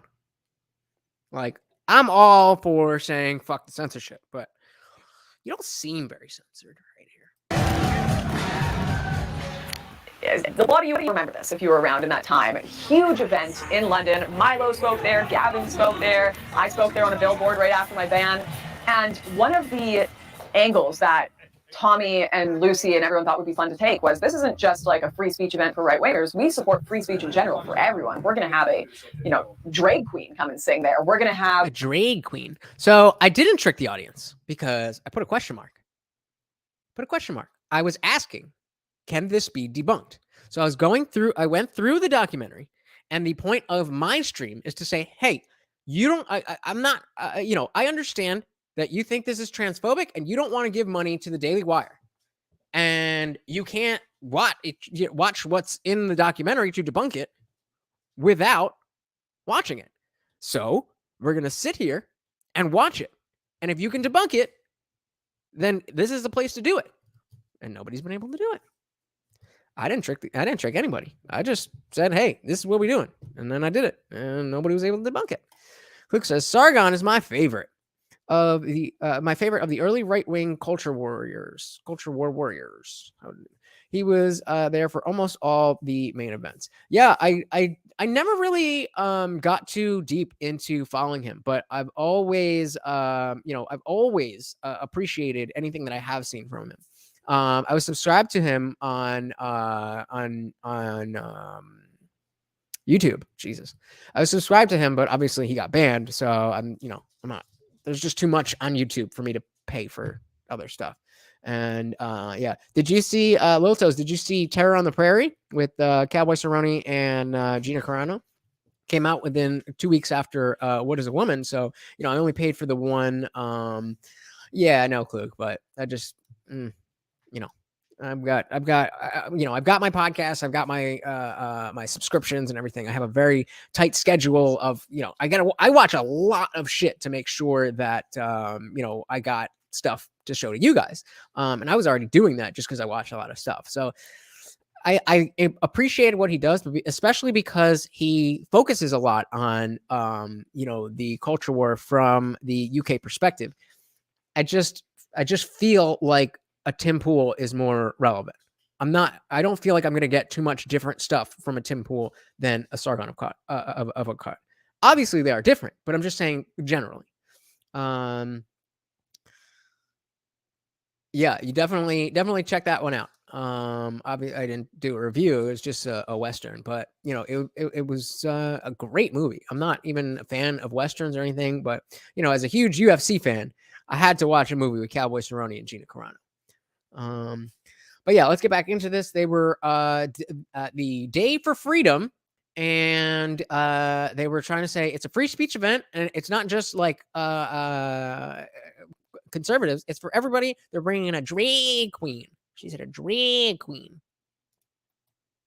A Muslim speaker come there. Obviously, Tommy's whole approach to things was criticizing Islam. So the idea that he would do a free speech. I can't. Every word with an A she says wrong. Drama, Islam. Jesus. Event and have a Muslim there would be massive. Like really show a commitment to free speech. So it's 8:30 and we needed somewhere to film in Manchester. And we're meeting Janaea and Bill Phil for our promo video. So I contacted my mate Mark. And we've invaded, and we've drunk all his dad's beer. We've just finished with... The government should ban TikTok. It's destroying people's brains. We left at 6 this morning. We're about to go head back down to Luton now. We've got a busy... Follow me at IndianJesus off, like official. ...day tomorrow, but this promo, it will be worth it. It's about showing how many people this is affecting, all the different communities and everyone that's affected. So yeah, peace and take care. Tommy actually did a public announcement saying we're going to have Ali Dawah, one of Tommy's arch nemesis, come and speak on stage. He did this announcement on Facebook, and he told Lucy, invite Ali Dawah, make a poster for him, bring him to the event. Will Ali Dawah be speaking? Yes, Ali Dawah will be speaking. He's our surprise Idiot of the Day guest. But as soon as Tommy posted that Facebook video, he got incensed reactions from his audience. A lot of football lads, a lot of people that felt Tommy was betraying football lads, his criticisms of Islam, betraying his ideals by inviting the guy. And within less than an hour, Tommy deleted this Facebook video. Just pretended he never uploaded it. Gone, right?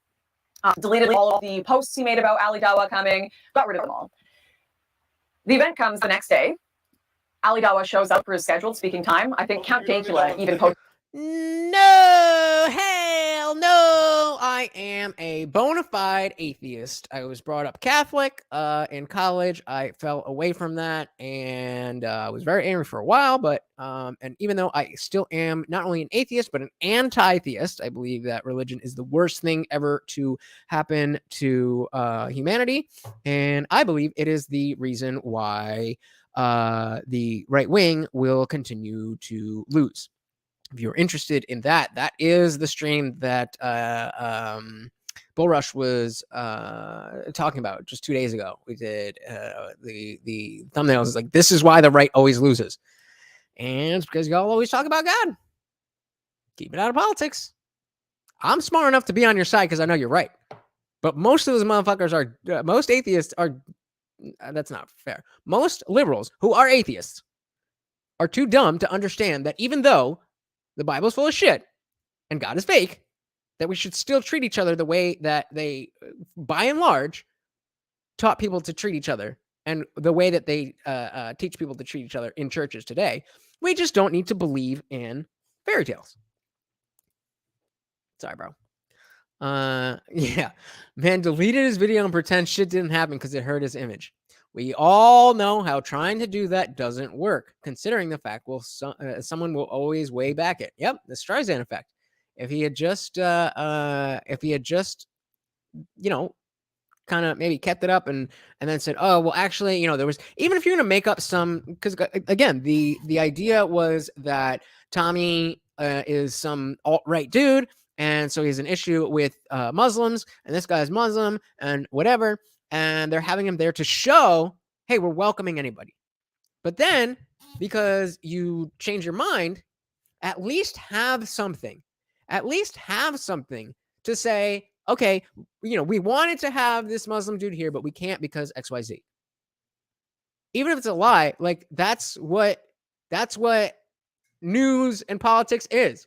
It's you lying to make yourself look good as best you can.